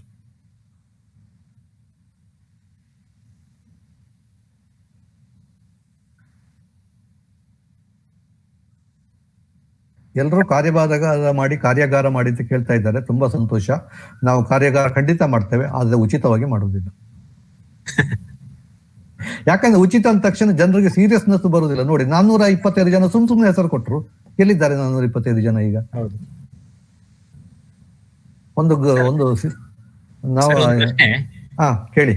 ಗ್ರಾಮೀಣ ಭಾಗದ ವಿದ್ಯಾರ್ಥಿಗಳಿಗೆ ತಂತ್ರಜ್ಞಾನ ಆಧಾರಿತ ಶಿಕ್ಷಣ ಸೂಕ್ತ ರೀತಿಯಲ್ಲಿ ಪರಿಣಾಮಕಾರಿ ಆಗಬಹುದೇ? ಗ್ರಾಮೀಣದವರಿಗೂ ಆಗ್ಬಹುದು, ನಗರದವರಿಗೂ ಆಗ್ಬೇಕು. ವ್ಯತ್ಯಾಸ ಏನಿದೆ? ನಗರದವರಿಗೂ ಗ್ರಾಮೀಣ ಭಾಗದವರಿಗೂ ಮಿದುಳಿನಲ್ಲಿ ಏನು ವ್ಯತ್ಯಾಸ ಇಲ್ಲಲ್ಲ? ಅಂದ್ರೆ ಇಂಟರ್ನೆಟ್ ಪ್ರಾಬ್ಲಮ್ ಆದ್ರೆ ಇಂಟರ್ನೆಟ್ ಪ್ರಾಬ್ಲಮ್ ಬೇರೆ. ಅದಕ್ಕೂ ನಮ್ಮ ಕನ್ನಡ ತಂತ್ರಜ್ಞಾನಕ್ಕೂ ಯಾವುದೇ ಸಂಬಂಧ ಇಲ್ಲ. ಅಲ್ಲಿ ಸಂಬಂಧ ಇರೋದು ಇಂಟರ್ನೆಟ್ ಬಗ್ಗೆ ಪ್ರಶ್ನೆ ಇದೆ. ಹೌದು, ಅದಕ್ಕೂ ಅದು ಕನ್ನಡ ಮಾತ್ರ ಅಲ್ಲ, ಅದು ಎಲ್ಲಾ ಭಾಷೆಗೂ ಅದೇ ಸಮಸ್ಯೆ ಇದೆ. ಹೌದು, ಇದು ಇಂಟರ್ನೆಟ್ ಇಲ್ಲ. ಹೌದು, ಗೊತ್ತು ನನಗೆ. ಅದರ ಬಗ್ಗೆ ನಾವು ಬೇಕಿದ್ರೆ ಒಂದು ದೊಡ್ಡ ಕಥೆಗಳನ್ನೇ ಬರೀಬಹುದು. ಇತ್ತೀಚೆಗೆ ಲಾಕ್ಡೌನ್ ಆದ ಮೇಲೆ ಸುಮಾರು ಕಾಲೇಜುಗಳಲ್ಲಿ ಎಲ್ಲ ಆನ್ಲೈನ್ ಅಲ್ಲೇ ಮಾಡ್ತಾ ಇರುವ ಕಾರಣ, ಈಗ ಊರಲ್ಲಿ ನನ್ನ ಹೆಂಡತಿ ಅಣ್ಣನ ಮಕ್ಕಳು 2 ಹುಡುಗಿಯರು, ಒಬ್ರು ಲಾ ಮಾಡ್ತಿದ್ದಾರೆ, ಇನ್ನೊಬ್ಳು ಫೈನಲ್ ಇಯರ್ BSc ಉಜಿರೆಯಲ್ಲಿ. ಅವರ ಕಾಲೇಜಿಂದ ಕ್ಲಾಸ್ ಝೂಮ್ ಅಲ್ಲಿ ಮಾಡ್ತಾ ಇದ್ದಾರೆ. ಇವರಿಗೆ ಮನೆಯಲ್ಲಿ ಬ್ರಾಡ್ಬ್ಯಾಂಡ್ BSNL ಇದೆ, ಅದು ತಿಂಗಳಲ್ಲಿ ಕೇವಲ 25 ದಿವಸ ಹಾಳಾಗಿರ್ತದೆ, ಒಂದು 5 ದಿವಸ ಮಾತ್ರ ವರ್ಕ್ ಮಾಡ್ತದೆ. ಮೊಬೈಲ್ ಅಲ್ಲಿ ಸಿಗ್ನಲ್ ಸ್ಟ್ರಾಂಗ್ ಇರುವುದಿಲ್ಲ, ಆದ್ರೆ ನೋಡ್ಲೇಬೇಕಲ್ಲ ಕ್ಲಾಸ್. ಅವಳು ಬೆಳಿಗ್ಗೆ 8:45, 9 ಗಂಟೆ ಒಳಗಡೆ ತಿಂಡಿ ಎಲ್ಲ ಮಾಡಿ 9 ಗಂಟೆ ಕ್ಲಾಸ್ ಪ್ರಾರಂಭ ಆಗುವಾಗ ನೋಟ್ ಪುಸ್ತಕ ಪೆನ್ ಹಿಡ್ಕೊಂಡು ಮನೆ ಪಕ್ಕದ ಗುಡ್ಡದ ತುದಿಯಲ್ಲಿ ಹತ್ತಿ ಕೂತ್ಕೊಂಡು, ಅಲ್ಲಿ ಗುಡ್ಡದ ತುದಿಗೆ ಸಿಗ್ನಲ್ ಸಿಗ್ತದೆ, ಅಲ್ಲಿ ಹೋಗಿ ಕೂತ್ಕೊಂಡು ಮೊಬೈಲಲ್ಲಿ ಎಲ್ಲ ನೋಡೋದು, ಮತ್ತೆ ಕೆಳಗಡೆ ಬರೋದು. ಹಾಗೆ ನನ್ನ ಸ್ನೇಹಿತ ಇನ್ನೊಬ್ಬ ಇಲ್ಲಿ ಬೆಂಗಳೂರಿನವನು, ಊರಲ್ಲಿದ್ದಾನೆ, ಲಾಕ್ಡೌನ್ ಆದಾಗ ಊರಿಗೆ ಹೋಗಿದ್ದಾನೆ. ಅವನು ಸಾಫ್ಟ್ವೇರ್ ಕಂಪನಿಯಲ್ಲಿ ಕೆಲಸ ಮಾಡೋದು. ಅವನ ಮನೆಯಲ್ಲಿ ಸಿಗ್ನಲ್ ಸಿಗುದಿಲ್ಲ. 4 ಕಿಲೋಮೀಟರ್ ದೂರ ಹೋದ್ರೆ ಅವನಿಗೆ ಸಿಗ್ನಲ್ ಸಿಗ್ತದೆ. ಅವನು ಬೆಳಿಗ್ಗೆ ತಿಂಡಿ ಮಾಡಿ ಕಾರಲ್ಲಿ ಲ್ಯಾಪ್ಟಾಪ್ ಎಲ್ಲ ಹಾಕಿಕೊಂಡು 4 ಕಿಲೋಮೀಟರ್ ದೂರ ಡ್ರೈವಿಂಗ್ ಮಾಡಿಕೊಂಡು ಹೋಗಿ ಸಾಯಂಕಾಲದವರೆಗೆ ಕಾರಲ್ಲೇ ಕೂತು ಆಫೀಸ್ ಕೆಲಸ ಮಾಡಿ ಮೊಬೈಲ್ನ ಮೂಲಕ ಟೆದರಿಂಗ್ ಎಲ್ಲ ಮಾಡಿ ಮತ್ತೆ ಮನೆಗೆ ಬರ್ತಾನೆ. ಸೊ ಈಗ ಗ್ರಾಮೀಣ ಪ್ರದೇಶದಲ್ಲಿ ಈ ಸಮಸ್ಯೆ ತುಂಬಾ ಇದೆ, ಖಂಡಿತ ಇದೆ. ಆದ್ರೆ ಅದಕ್ಕೂ ಕನ್ನಡ ತಂತ್ರಜ್ಞಾನಕ್ಕೂ ಏನು ಸಂಬಂಧ ಇಲ್ಲ. ಆಮೇಲೆ ಸಮಸ್ಯೆ ಇನ್ನೊಂದಿದೆ, ಕೆಲವು ಸಲ 5 ದಿವಸ ಕರೆಂಟೇ ಇರೋದಿಲ್ಲ. ಅಷ್ಟೊತ್ತಿಗೆ ಚಾರ್ಜರು, ನಿಮ್ದು ಪವರ್ ಬ್ಯಾಂಕು ಎಲ್ಲ ಮುಗಿದೋಗಿರ್ತದೆ. ಅದು ಸಮಸ್ಯೆ ಇದೆ.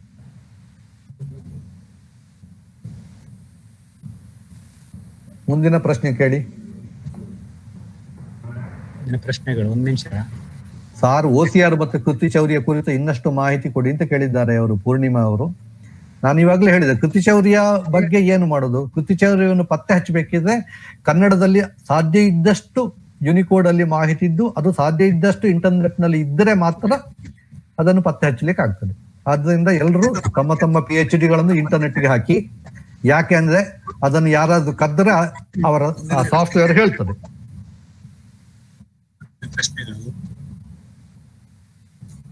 ಯಾರು? ಜಯಶ್ರೀ ಕೆಂಗೇರಿ, ಹಳೆಗನ್ನಡ ಓದಲು ಸಹಾಯವಾಗುವ ಸಾಫ್ಟ್ವೇರ್ ಬಗ್ಗೆ ತಿಳಿಸಿ. ಇದಕ್ಕೆ ನನಗೆ ಗೊತ್ತಿದ್ದ ಹಾಗೆ ಯಾವುದು ಸಾಫ್ಟ್ವೇರ್ ಇಲ್ಲ. ನೀವು TV ವೆಂಕಟಾಚಲ ಶಾಸ್ತ್ರಿ ಅಥವಾ ರಾ ಗಣೇಶ್ ಅಂತವರನ್ನು ಹುಡುಕಿಕೊಂಡು ಹೋಗಿ ಕಲ್ತ್ಕೋಬೇಕಷ್ಟೇ. ಇನ್ನೊಂದು 10-20 ವರ್ಷ ಕಳೆದ ನಿಮಗೆ ಹೇಳಿಕೊಡುವವರು ಕೂಡ ಇರುವುದಿಲ್ಲ. ಅದರಿಂದ ಈಗಲೇ ಕಲ್ತ್ಕೊಂಡ್ರೆ ಒಳ್ಳೇದು. ನಮಗೆ ನೇರವಾಗಿ ಪ್ರಶ್ನೆಗೆ ಯಾರು ಸಿಗ್ತಾ ಇಲ್ಲಲ್ಲ. ಪ್ರಕಟವಾದ PhD ಪ್ರಬಂಧ ವಿಕಿಪೀಡಿಯಾಕ್ಕೆ ಹಾಕಲು ಸಾಧ್ಯವೇ? ಇಲ್ಲ, PhD ಪ್ರಬಂಧವನ್ನು ಹಾಕ್ಲಿಕ್ಕೆ ಸಾಧ್ಯ ಇಲ್ಲ. PhD ಪ್ರಬಂಧದ ಸಾರಾಂಶ, ಆ ಸಂಶೋಧನೆ ಇದ್ದರೆ ಆ ಸಂಶೋಧನೆ ಏನು ಅಂತ ಹಾಕಬಹುದು, ಇದಕ್ಕೆ ರೆಫರೆನ್ಸ್ ಕೊಡಬಹುದು. ಆಮೇಲೆ ನೀವು ಆ ಇಡೀ ಪ್ರಬಂಧವನ್ನು ನೀವು ಕ್ರಿಯೇಟಿವ್ ಕಾಮನ್ಸ್ ನಲ್ಲಿ ರಿಲೀಸ್ ಮಾಡಿದರೆ ಅದನ್ನು ವಿಕಿ ಸೋರ್ಸ್ಗೆ ಹಾಕಬಹುದು. ಫೀಡ್ಬ್ಯಾಕ್ ಲಿಂಕ್ ಓಪನ್ ಆಗ್ತಾ ಇಲ್ಲ ಅಂತ ಹಾಕಿದ್ರೆ ಆರ್ಕೈವ್ ನಲ್ಲಿ ಪುಸ್ತಕ ಹುಡುಕುವುದು, ಆರ್ಕೈವ್ ನಲ್ಲಿ ಪುಸ್ತಕ ಹುಡುಕುವುದು ಹೇಗೆ ತೋರಿಸ್ಬೇಕಾ ಸರ್? ಈಗ ಇನ್ನೊಂದು ಸ್ವಲ್ಪ ಸಮಯ ಇದೆ, ಬೇಕಿದೆ. ಒಂದು 5 ನಿಮಿಷ ತೋರಿಸಿ ಸರ್. ತೋರಿಸ್ತೇನೆ. ಮೊದಲನೆಯದಾಗಿ ಅದು ಆರ್ಕೈವ್ ವಿಳಾಸ www.archive.org, ಇಲ್ಲಿ ಹೋಗ್ಬೇಕು. ಓಕೆ, ನಾನೀಗ ಅದನ್ನು ಓಪನ್ ಮಾಡ್ತೇನೆ.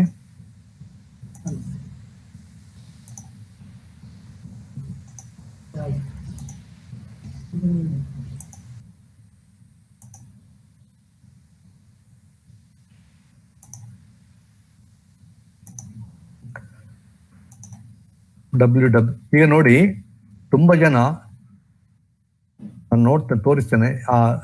bit.ly ಇಲ್ಲಿ ಹೋಗಿ ಟೈಪ್ ಮಾಡ್ತಾರೆ. ಇದು ಗೂಗಲ್ ನೋಡಿ, ಇಲ್ಲಿ google.com. ಜನ ಏನ್ ಮಾಡ್ತಾರೆ, ಯಾವ್ದೊಂದು ವೆಬ್ಸೈಟ್ ಕೊಟ್ಟ ಇಲ್ಲಿ ಹೋಗಿ ಟೈಪ್ ಮಾಡ್ತಾರೆ. ಇಲ್ಲಿ ಎಲ್ಲ ಟೈಪ್ ಮಾಡ್ಬೇಕಾದ್ದು ಇಲ್ಲಿ ಮೇಲ್ಗಡೆ www.archive.org.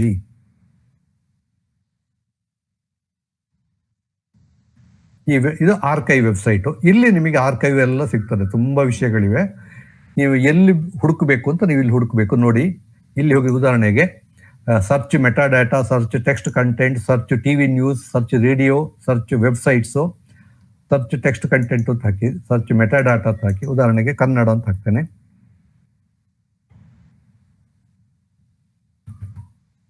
ಕನ್ನಡದ ಪುಸ್ತಕಗಳು ಎಷ್ಟಿವೆ ಅಷ್ಟು ಸಿಗ್ತದೆ. ಆವಾಗ ತುಂಬಾ ಇದೆ. 20,673 ರಿಸಲ್ಟ್ ಬಂತು. ಕನ್ನಡದ ಆಡಿಯೋ ಫೈಲು ಎಲ್ಲವೂ ಬಂತು, ಕನ್ನಡ ಭಾವಗೀತೆ ಏನೇನೋ ಬಂತು. ಸೊ ಸ್ವಲ್ಪ ಹುಡುಕ್ಲಿಕ್ಕೆ ಸ್ವಲ್ಪ ಕಷ್ಟ ಇದೆ. ಇದರಲ್ಲಿ ನೋಡಿ, ಕಲೆಕ್ಷನ್ಸ್, ಟೆಕ್ಸ್ಟ್ ಓನ್ಲಿ, ಆಡಿಯೋ ತೆಗೆದು ಬಿಡಿ, ಆವಾಗ ಜಾಸ್ತಿ ಬರ್ತದೆ. ಕನ್ನಡ ಓನ್ಲಿ ನೋಡಿ, ಆಡಿಯೋ ತೆಗೆದಾಗ 8,000ಕ್ಕೆ ಬಂತು.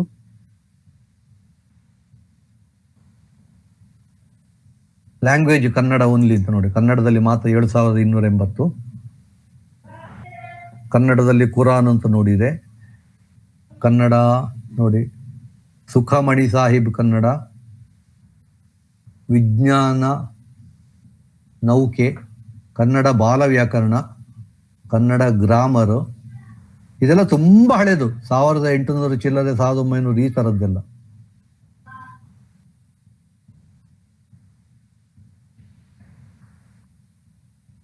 ಇದರಲ್ಲಿ ಹುಡುಕಬೇಕು. ಈಗ ಇದರಲ್ಲಿ 7,000 ಬಂದಿದೆ. ಈ 7,000 ನೋಡಿ, ಉದಾಹರಣೆ ಕನ್ನಡ ರಾಮಾಯಣ ಸಂಪುಟ 1 ನೋಡೋಣ. ಇದನ್ನು ಓದು, ಇದು ಎಲ್ಲಿಂದ ಬಂತು ಅಂತ.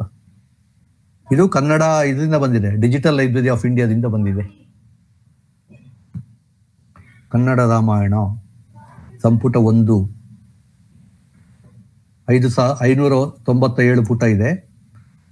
ಇದು 1967ನೇ ಇಸವಿಯಲ್ಲಿ ಮುದ್ರಣ ಆದದ್ದು. ಶ್ರೀಮದ್ ರಾಮಾಯಣ ಮಹಾಭಾರತಾದಿ ಪ್ರಕಾರ ಇಂಥದ್ದು ತುಂಬಾ ಇದೆ. ರಾಮಾಯಣ, ಮಹಾಭಾರತ,